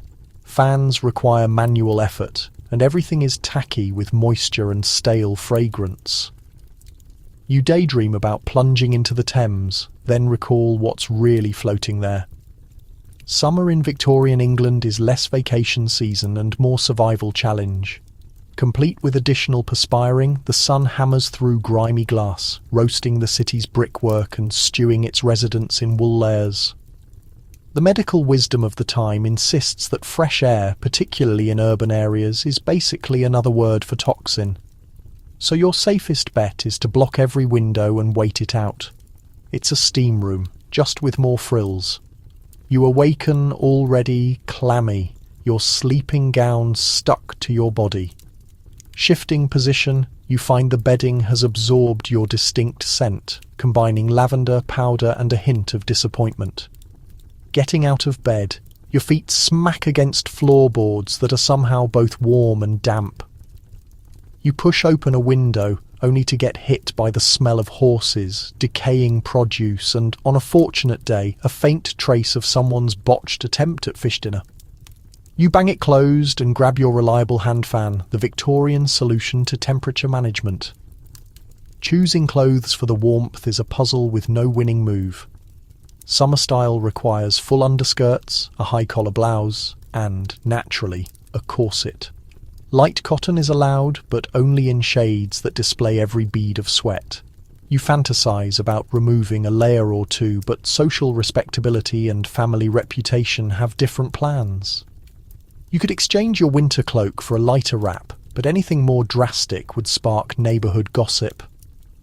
Once clothed, you start the day's primary pursuit, finding shade and acting like you're enjoying it. Drawing room drapes are pulled tight, capturing heat and rendering the home as dim as a mine shaft. You wander between rooms with a wilted handkerchief and the wish that the next space will be cooler. Outside is no improvement. The air wavers over stone streets. Women move deliberately, parasols tilted against the scorching sun, faces flushed and eyes desperate for any suggestion of wind. The city's horses likewise plod through the warmth, sometimes pausing to rest in their own personal puddles. Staying hydrated is a risky proposition. Water is questionable in normal circumstances, and in summer it's deemed downright dangerous. The option is lukewarm lemonade, diluted beer, or the endless cup of room temperature tea, all of which make you thirstier than before.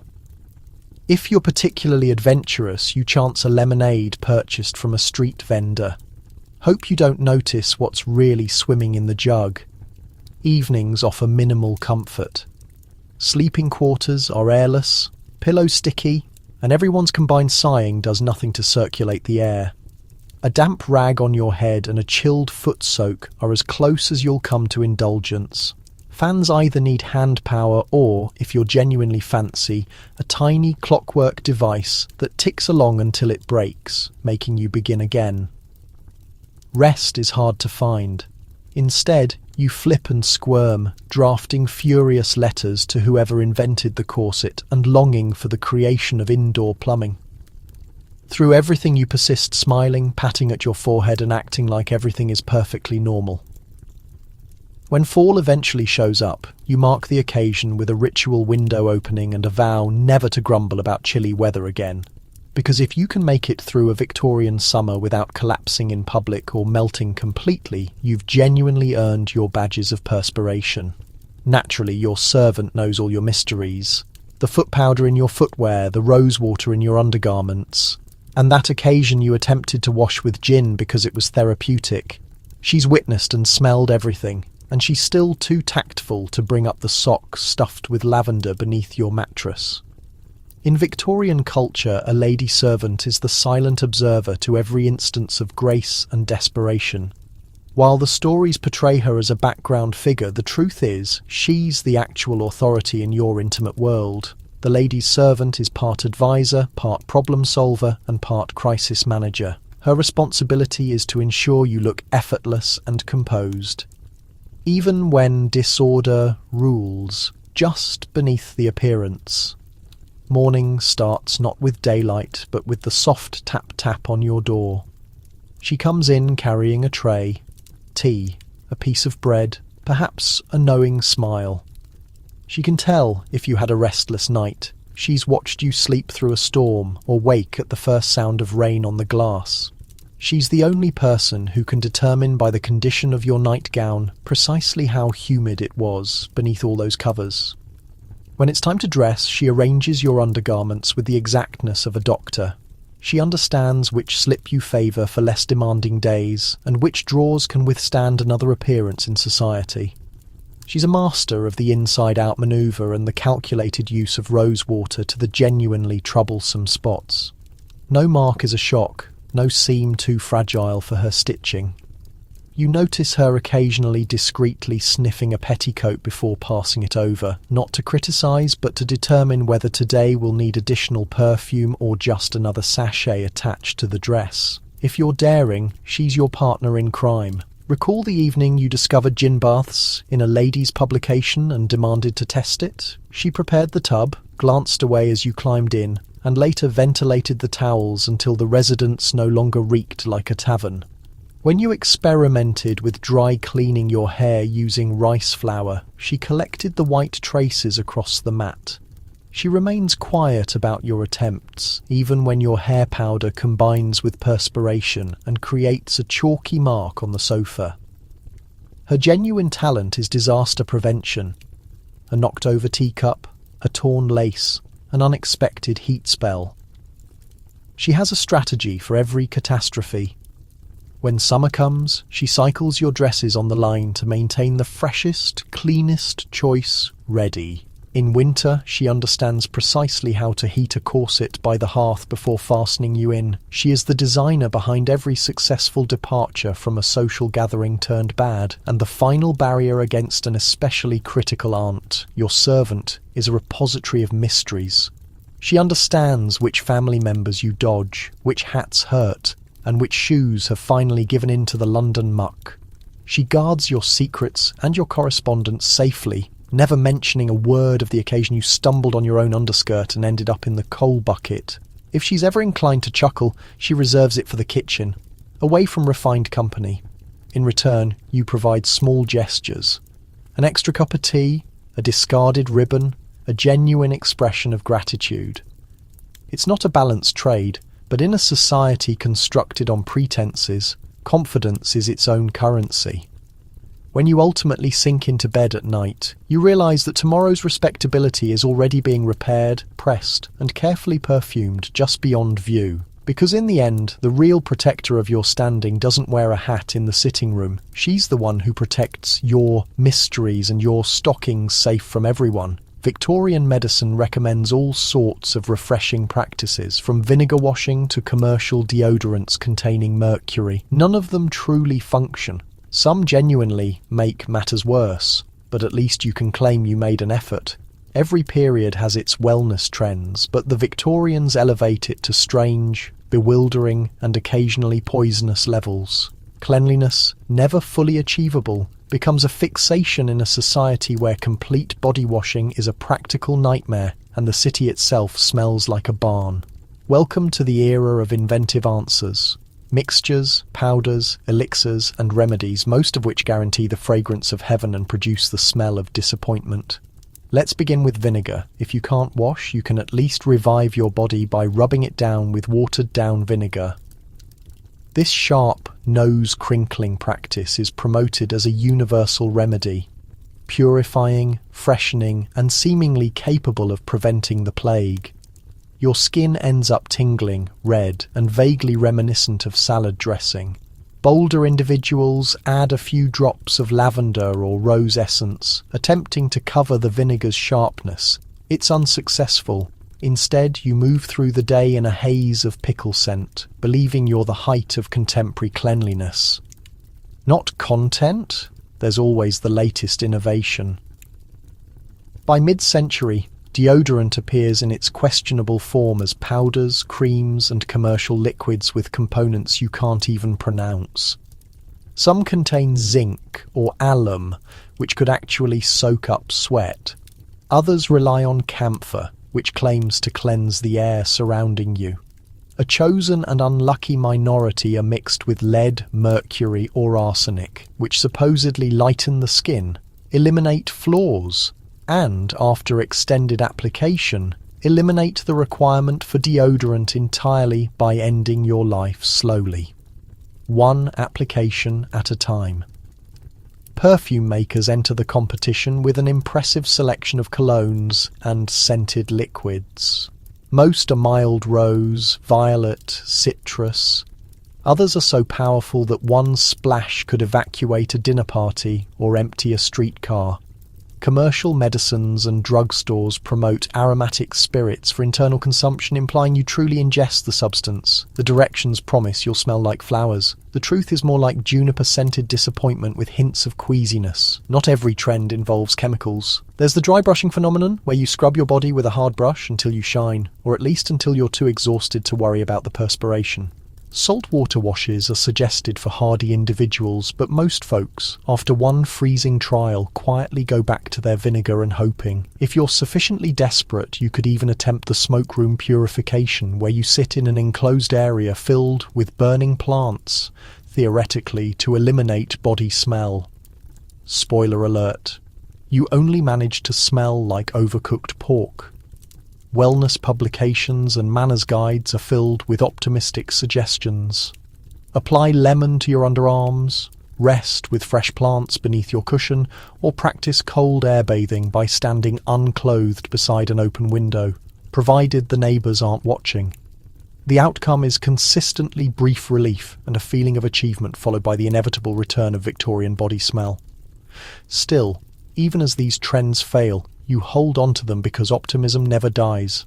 Perhaps the following tonic powder or vinegar treatment will finally succeed.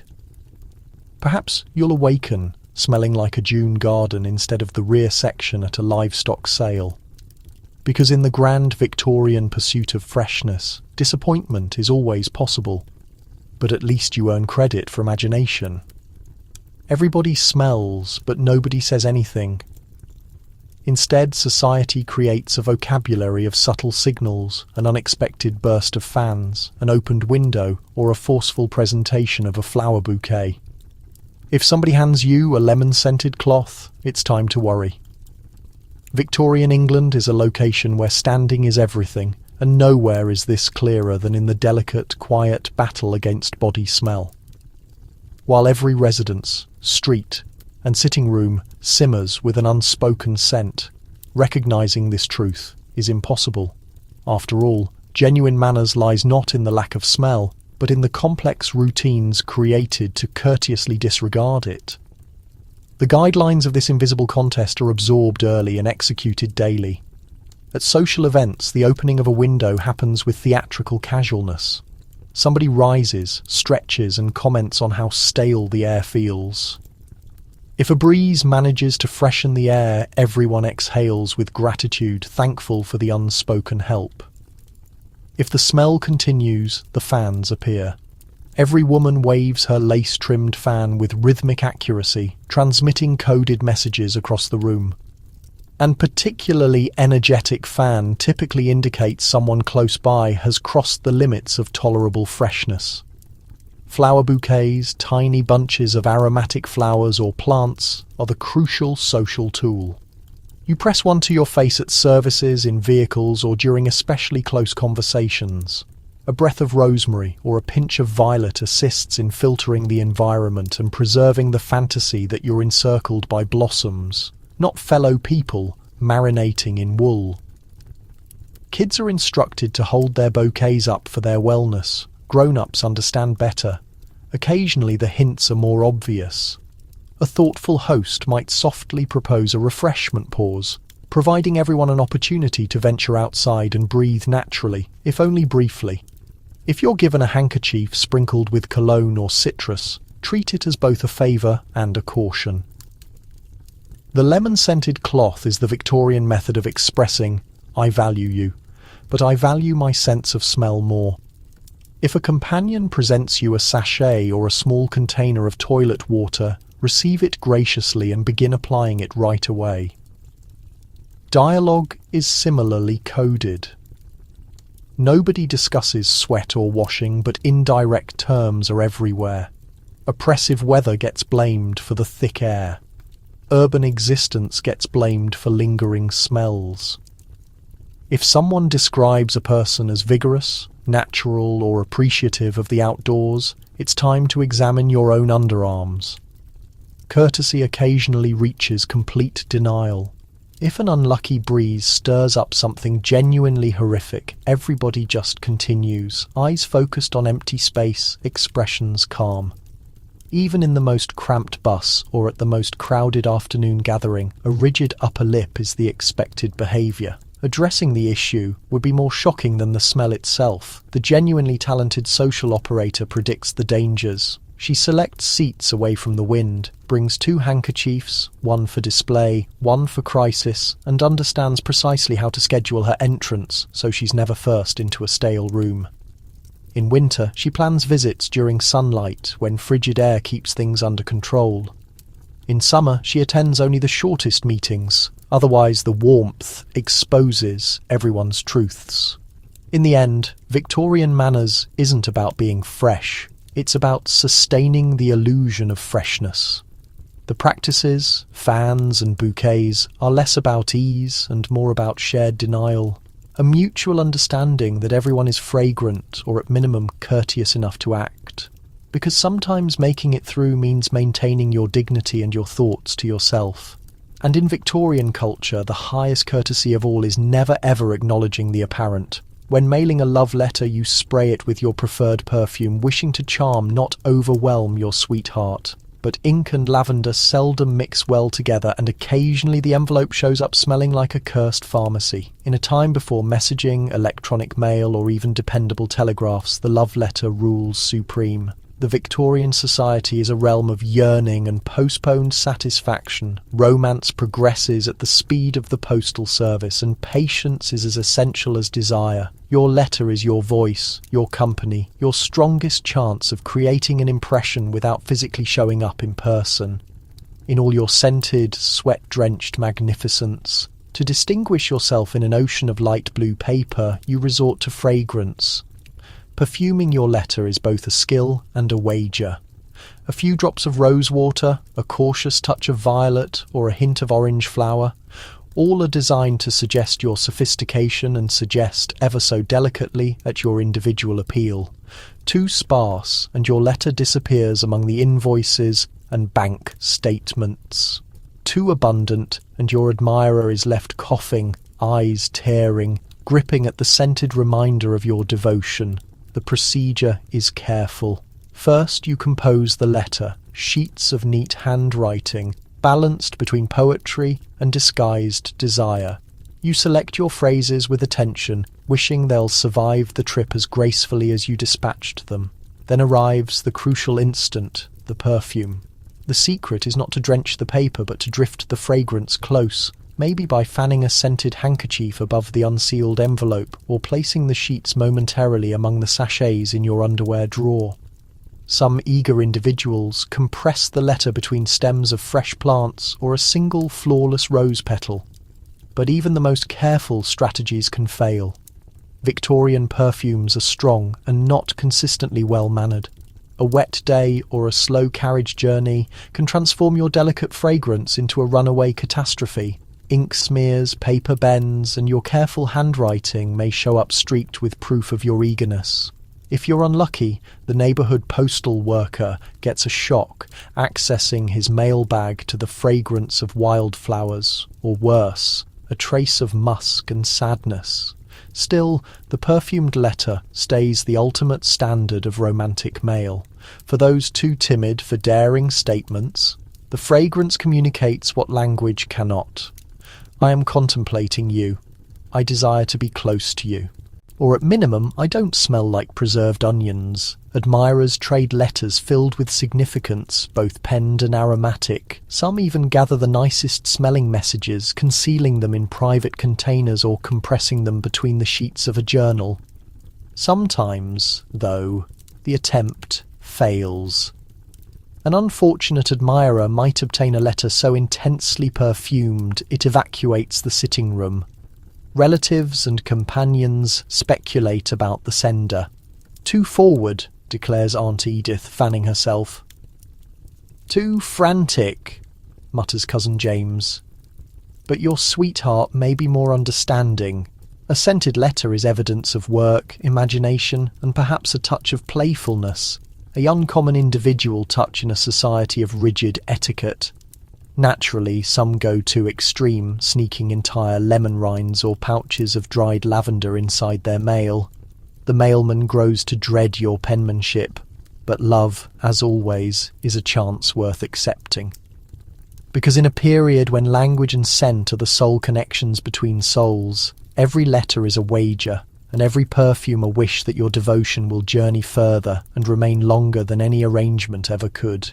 Even in death, the fragrances remain. Victorian mourning traditions include layers of black wool, months of avoiding bathing, and sufficient camphor to eliminate a tiny horse. Honouring your dead means enduring both sorrow and the cloud, ascending from the sitting room. Death in Victorian England is not the peaceful, sanitised occurrence it attempts to be today. It is a magnificent, communal, and intensely aromatic event. When a household member dies, everything in the residence transforms. Drapes closed, timepieces halted, looking glasses draped, and black fabric suspended from every possible area. But the genuine change arrives with the smell. Grieving, after all, is not simply an emotional procedure, It's a sensory experience. First, there's the corpse itself. Preserving is not yet typical for most households, and cooling is merely a researcher's fantasy. The recently deceased is displayed in the finest sitting room, encircled by flowers, candles, and sympathetic family. Scented bouquets, vinegar-soaked fabrics, and liberal quantities of camphor are utilised. The concept is that these will disguise the less romantic elements of death. The actuality is that they simply coat the air with the unmistakable scent of floral distress. The grievers, meanwhile, are on a rigid schedule. Black wool is the requirement of the period, heavy, heat-capturing, and nearly impossible to clean without risking a complete wardrobe disaster. For widows, grieving can extend a year or beyond, during which period washing is discouraged. Water is believed to weaken the constitution during sorrow, and the sole thing receiving a consistent wash is your lace handkerchief, sometimes drenched in cologne and held to your face for personal protection. Grieving residences have their own distinctive scent, a mixture of dripping wax, aged wool, dusty furniture, and the sharp smell of camphor. With the undertone of gradual decomposition, no quantity of rose water can completely eliminate. When visitors arrive to offer condolences, the windows remain sealed for custom and to ensure privacy. The resulting air quality inside can only be described as historically maintained. Attending a wake means finding yourself immersed in black clothing, with attendees subtly perspiring beneath their mourning veils. Every shift in position stirs up a cloud of faint dust, powder, and memory. The low, constant drone of discomfort blends with hushed cries and the scrape of footsteps. Everyone keeps a cloth at the ready, not merely for tears, but for an urgent moment of relief should the atmosphere in the room become too heavy.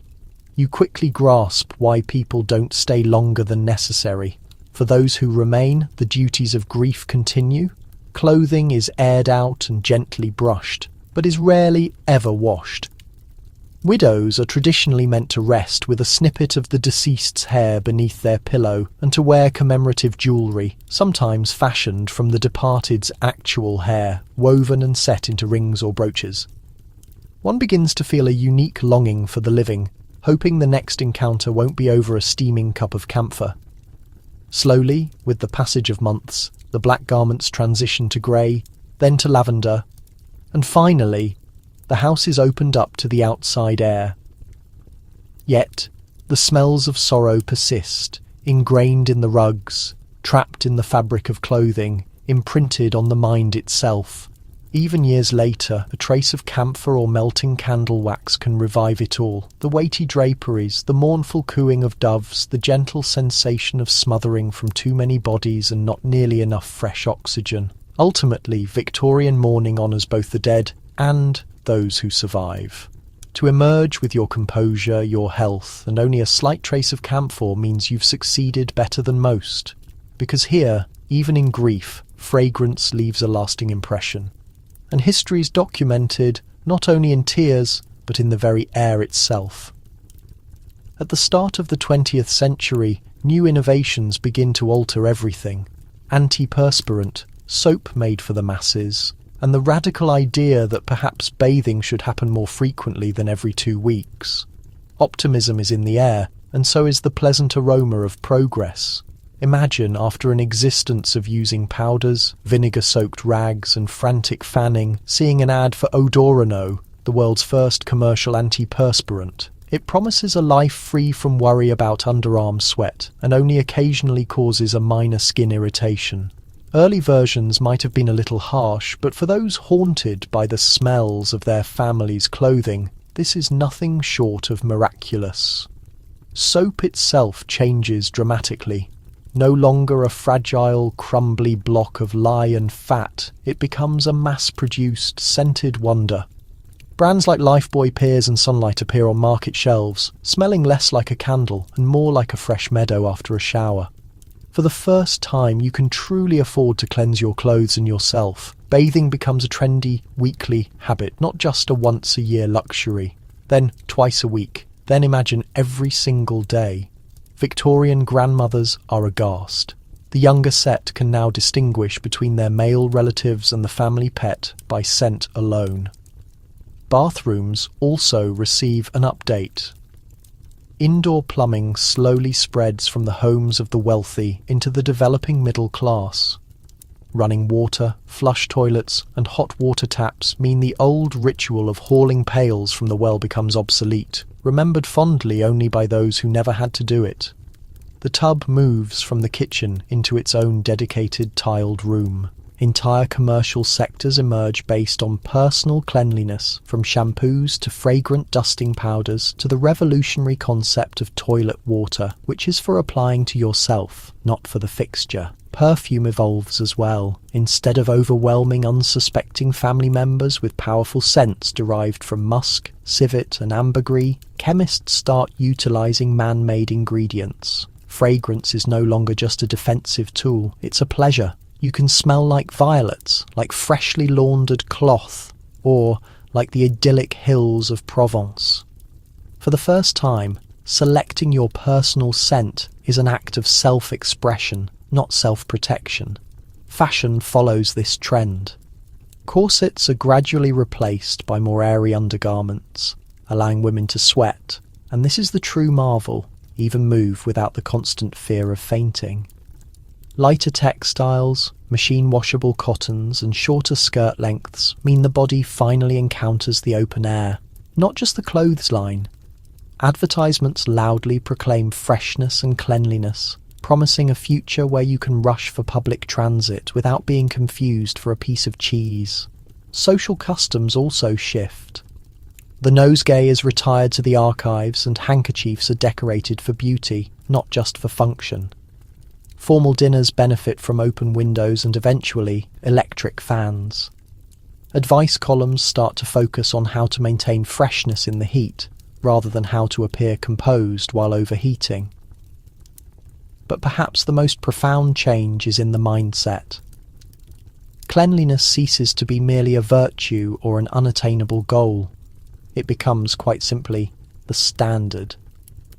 People live longer, feel better, and for the first time in history they can afford to feel a little bit self-satisfied about how frequently they bathe. So you stand on the verge of a new age, prepared to welcome the scented future with open and newly washed hands. The struggle isn't over, but at last, it finally smells like success. You never leave home without your reliable nosegay, a small arrangement of aromatic herbs, flowers, or, in desperate situations, any bit of green you can find in the garden. While it appears to be a stylish accessory, it is actually a portable safeguard against the barrage of public smells. When a gust of wind shifts the wrong way, you raise your posy like a barrier and pretend it's for decoration, not for defence. Victorian England is a place saturated with odours. Some pleasant, most alarming. Long before the invention of travel-sized antiperspirant or the subtle wonder of a small bottle of body spray, the nosegay is your only recourse. It is the original individual air purifier, except it is constructed from whatever you haven't yet boiled for soup or consumed. Housewives, children, and high society women can all be seen clutching bunches of mint, rosemary, and violet with a grip that is more desperate than stylish. Selecting your nosegay is a daily strategic decision. You survey the herb garden for anything with a noticeable fragrance, lavender if it's available, a sprig of thyme if you are daring. On truly challenging days, even a bruised geranium leaf will suffice. City dwellers without gardens purchase small bouquets from street vendors, sometimes including mysterious filler plants whose only purpose is to mask the smell of the fish stall 2 booths away. The nosegay is as much a matter of good manners as it is of comfort. Victorians excel at not acknowledging the obvious. So, if you require a moment to recover from a surprise wave of public transit aroma, you simply bring your flowers to your face and inhale quietly. A practiced flourish of the wrist suggests grace, not panic. If the situation is truly terrible, you can bury your nose and sigh deeply, feigning delight at the aroma of crushed basil while inwardly counting the moments until you are safe. There is a detailed, unspoken meaning to nosegays. Presenting one to a friend is a subtle way of saying, "I value your comfort and my own." Lovers might exchange specific posies with symbolic meanings: carnation for attraction, rosemary for memory, lemon balm for, "I sincerely hope you wash before our next meeting." Even children are given tiny bunches to keep them healthy, which actually means to keep them from asking uncomfortable questions about the smell on the public carriage. The fashion consequences are substantial. Women's magazines offer suggestions on coordinating colours. Let your nosegay harmonise with your bonnet ribbons for maximum impact. Too much green is considered inelegant, too few flowers, and you risk being mistaken for someone who has lost all hope. Silver holders and decorative cones become desired items, with wealthy women competing for the most intricate design, a sign of status that doubles as a protective tool. Of course, nosegays are not foolproof. On warm days, the flowers wilt and the herbs droop, losing their strength by noon. Some particularly strong city smells cannot be overcome by any amount of hyacinth. If you find yourself in an especially pungent gathering, your only option is to breathe through your mouth, raise your nosegay like a charm, and silently wish for a strong breeze. Still, despite their fragility, nosegays are the unsung champions of Victorian social survival. They are as vital to your survival kit as your gloves, your fan, and your ability to smile through difficult circumstances. When evening arrives and you return home, your flowers may be wilted, but your dignity remains, a small price for one more day above the city's aromatic mess. Because in a time without antiperspirant, the best you can do is carry your garden with you and hope it lasts just a little longer than the smell of the street. Travel is not enjoyable. It is a slow, jolting ordeal in a stagecoach packed with other passengers, their luggage and their unique personal smells. The windows are sealed shut, everyone is sweating in their best clothes, and the only thing more stifling than the body heat is the smell of a partially eaten pastry rotting on the floor. Motion sickness becomes a welcome distraction. You arrive at the post house full of naive hope. Your hat is straight, your gloves are pristine, and your ticket is clutched in a hopeful hand. 5 minutes later, your resolve melts away like butter on a summer afternoon.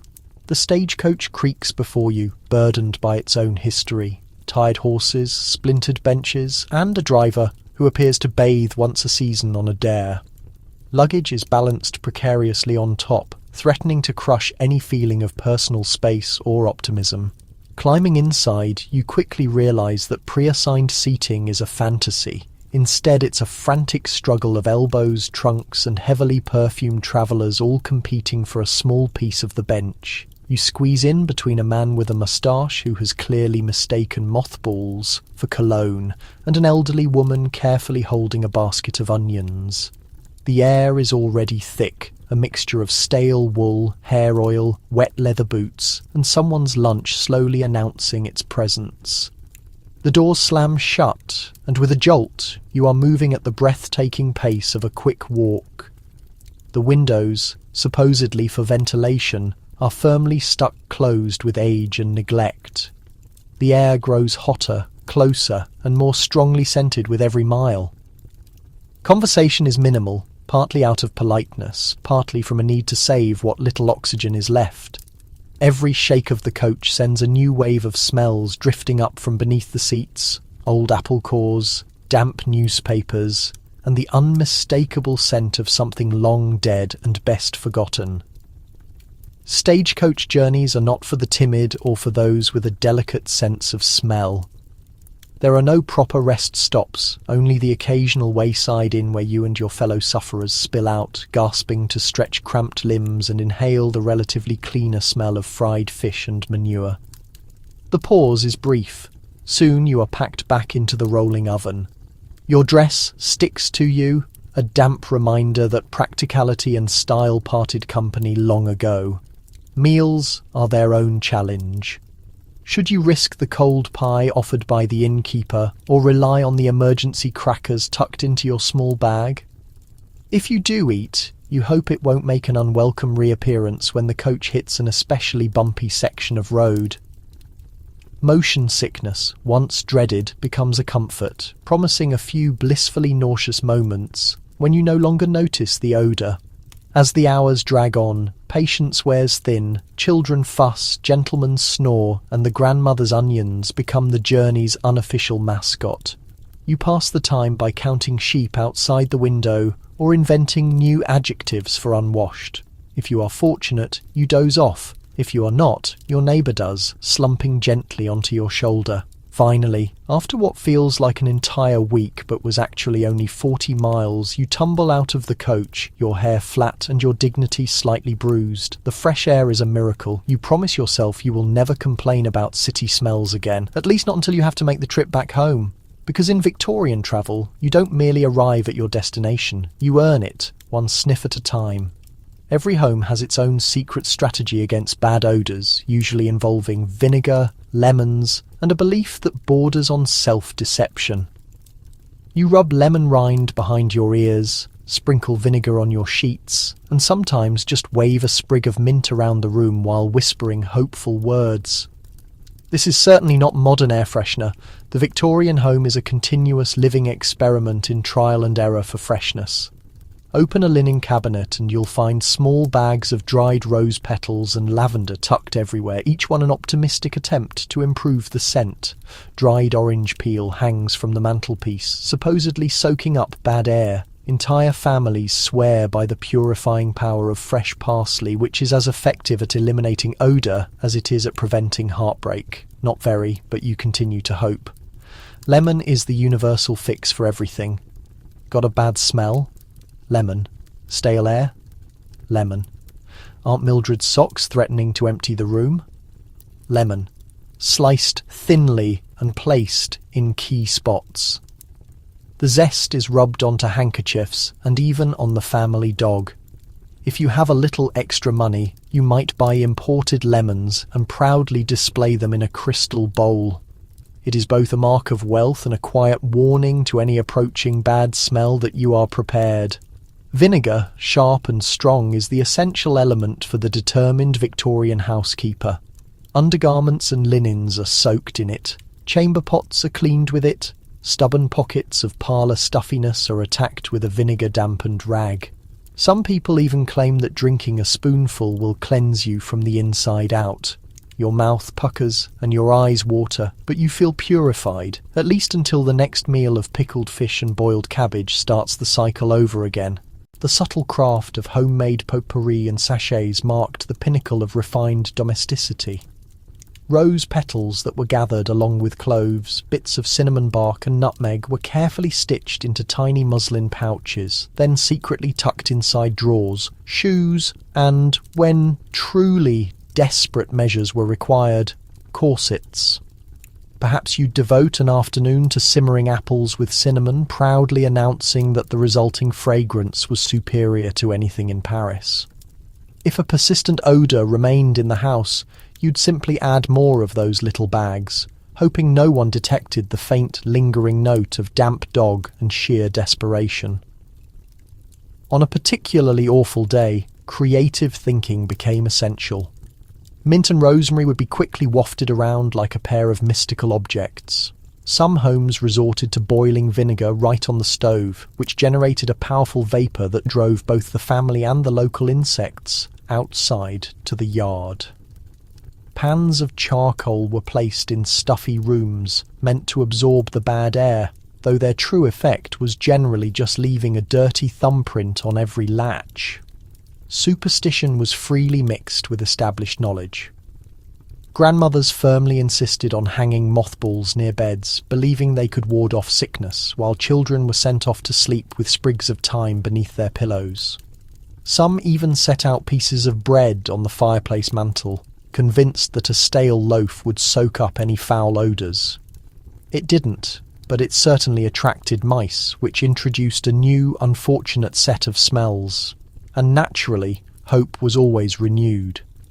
Every new tip suggested in the ladies' periodical was attempted with high expectation. If a solution appeared to work, it was praised relentlessly. If it failed, it was quickly dismissed, and daily life continued, whether or not it was lemon-scented. because in the average Victorian household there were as many personal remedies as there were actual homes. And every family's private special weapon was just another chapter in the long heroic campaign against the raw, unavoidable scent of daily existence. Lemon rinds, vinegar, and a bit of pure wishful thinking. That was often all that was required to keep your head up and your nose, at least momentarily, safe. In that clearly defined Victorian era, managing a home was a true act of invention. Rags were constantly reused, washed in chilly water, and then draped to air behind a convenient curtain with all the subtlety of a brass band. Fragrant sachets and rosewater fought a constant losing battle against basic biology, yet everyone universally pretended that the problem simply didn't exist. If you looked unwell at breakfast, people blamed delicate female nerves, not the fact that you'd spent the entire night devising a strategy to minimise unintended odours. For women in the Victorian age, menstruation was the monthly occurrence that must never be openly mentioned, silently acknowledged, or absolutely never discussed in a public space. If it had to be referred to, it was hidden under a thick layer of soft words like the courses, the visitor, or simply a turn. You were entirely expected to maintain a calm, perfectly fragile composure, even as you were secretly inventing novel ways to get through what was, in reality, a regular crisis of personal cleanliness. Let's begin with the supplies. There were no disposable pads or tampons available, no quiet plastic wrappers or lightly scented cleaning wipes. Instead, one relied on homemade fabric squares. They were soft if you had money, rough and harsh if you did not. These were then folded up, layered and secured with pins or tucked into bloomers with a drawstring. If you were especially fortunate, your mother or an older sister had a well-tested system. Otherwise, you had to invent your own and simply hope for an ideal result. After being used, the process of laundering began. The fabric squares were soaked, then vigorously scrubbed, usually in cold water, since warm water was reserved for truly critical matters or the man of the house's garments. Privacy was considered an utter luxury, so you washed and dried your cloth items behind a piece of furniture, under the bed, or near a warm stove, anywhere they might become dry quickly and escape the prying curiosity of younger brothers, male relatives, or, the greatest fear of all, the family pet. Managing smells was a frantic, never-ending endeavour. Little sacks of lavender or dry rose petals were slipped into linen drawers and sometimes actually stitched directly into the undergarments. Rose water was applied generously right behind the ears, on both wrists, and, in moments of extreme need, rubbed across the lower abdomen, an aromatic last-ditch effort meant to convince yourself and everyone near you that everything was perfectly normal. Some women would chew on parsley, believing it might sweeten the breath, and through some unexplained magic, all other personal scents. Medical science was not a part of this. Physical discomfort was met with a resigned silence, or maybe a brief rest in a darkened chamber. If you appeared wan or irritable, the cause was nerves or the weather, never, ever cramps. Hot water bottles existed, but they were a rare item. Most simply made do with a thick piece of folded flannel and a stoic expression. Should a stain appear, there was a frantic rush to swap out the underlayer, soak and scrub the soiled piece, and immediately pretend that nothing at all had occurred. Bloodstains were conveniently blamed on an unexpected nosebleed or some minor kitchen mishap. You quickly became a master of plausible excuses in any social situation. You carefully watched your every movement, crossing the ankles, rising slowly, checking the back of your skirt with subtle, difficult movements. All of this became second nature. The pure terror of a visible mark or an unfortunate scent was enough to make anyone feel faint, which was, conveniently, a fashionable reaction in that society.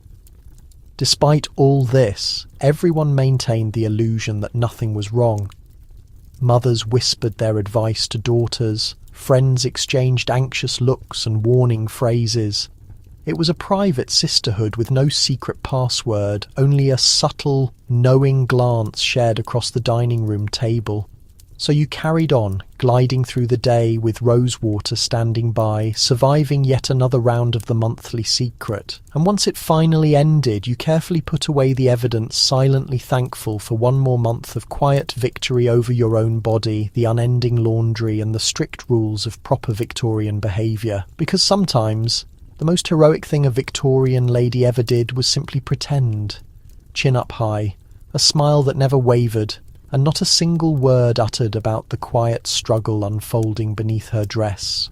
Dogs, playful cats, and the occasional bird kept in a cage roamed freely throughout the Victorian home, each adding its unique scent to the overall family atmosphere.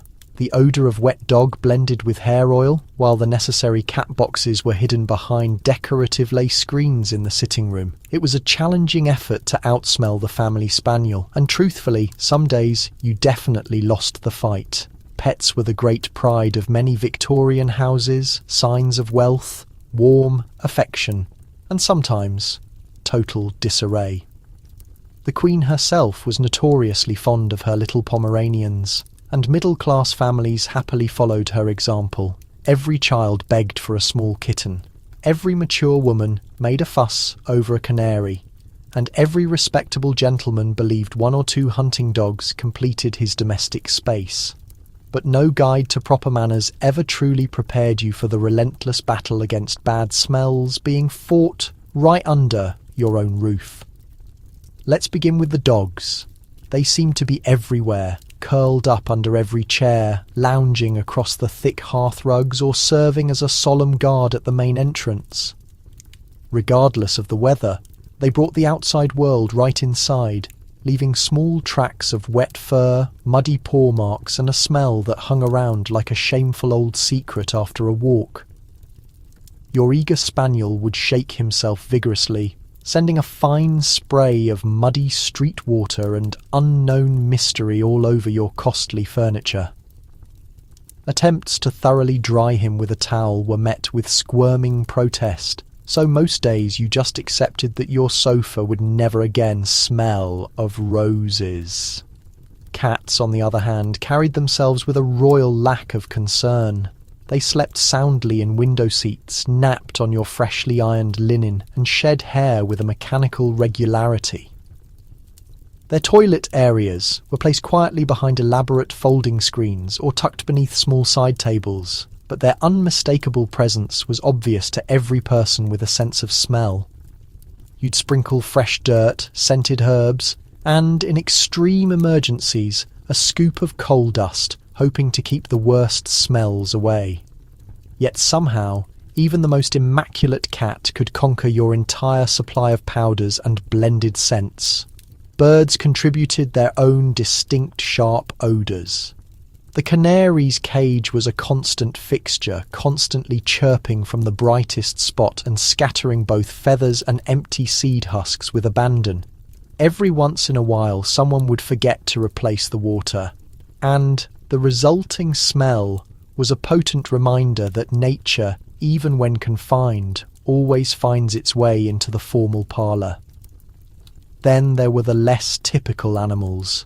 Ferrets, small hedgehogs and pet rabbits, all kept by the children or the family's eccentric relatives. They required separate boxes, wicker baskets or crude makeshift shelters, and provided an endless supply of bedding that needed washing, cages that needed scrubbing, and smells that needed to be covered up.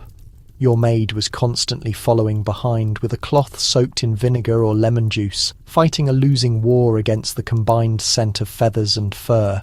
The Victorian solutions were imaginative, if rarely successful. Little bags of lavender were actually tied to the animals' collars. Rose petals were tossed beneath chairs and woven into their sleeping areas. Some families tried using cologne on their pets, much to the total confusion of every dog in the entire neighbourhood, while others simply chose to open the windows wide and pretend the refreshing breeze was responsible for that strange, lingering musk. Of course, family life carried on. Children would sneak small pieces of roast dinner beneath the table, guests would politely ignore the tiny paw prints on their dress gloves, and everyone learned to live with a little extra flavour in the air. any complaints were met with a bright, cheerful dismissal. "Oh, that's just Jasper, he simply adores a muddy walk." Laughter, after all, served to mask a great many smells.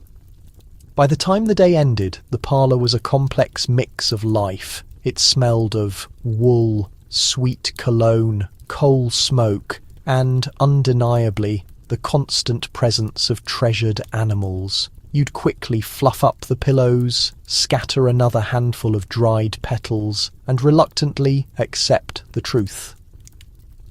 In a Victorian home, it was impossible to completely hide every single scent, because sometimes the only thing more powerful than the perfume in the parlour was the deep loyalty of a good dog and the silent, knowing stare of a cat who had just claimed your best chair.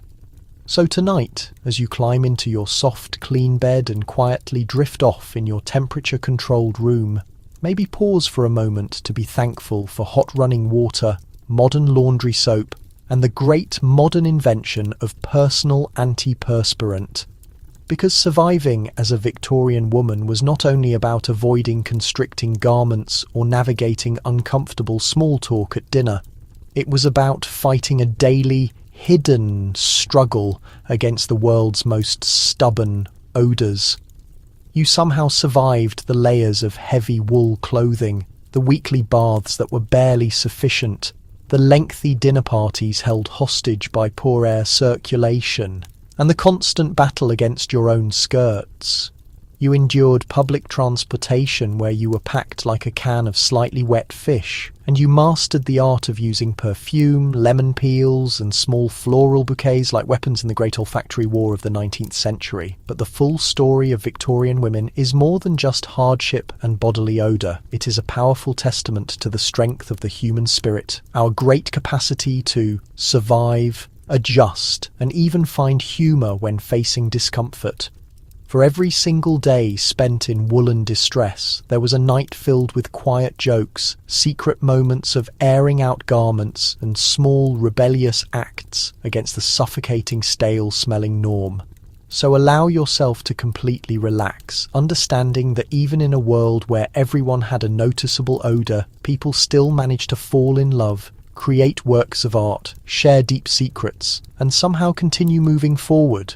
That is true resilience in its strangest, most aromatic form. Rest well tonight, and perhaps, just for a second, send a small prayer of thanks for soap, for truly fresh air, and for living in a world where your memory won't be defined by an unpleasant, regrettable smell. Because history is often a little bit messy and frequently quite silly, but it is also proof that human beings, regardless of the century they live in, are surprisingly determined, full of hope, and always looking for a way to smell just a bit more appealing.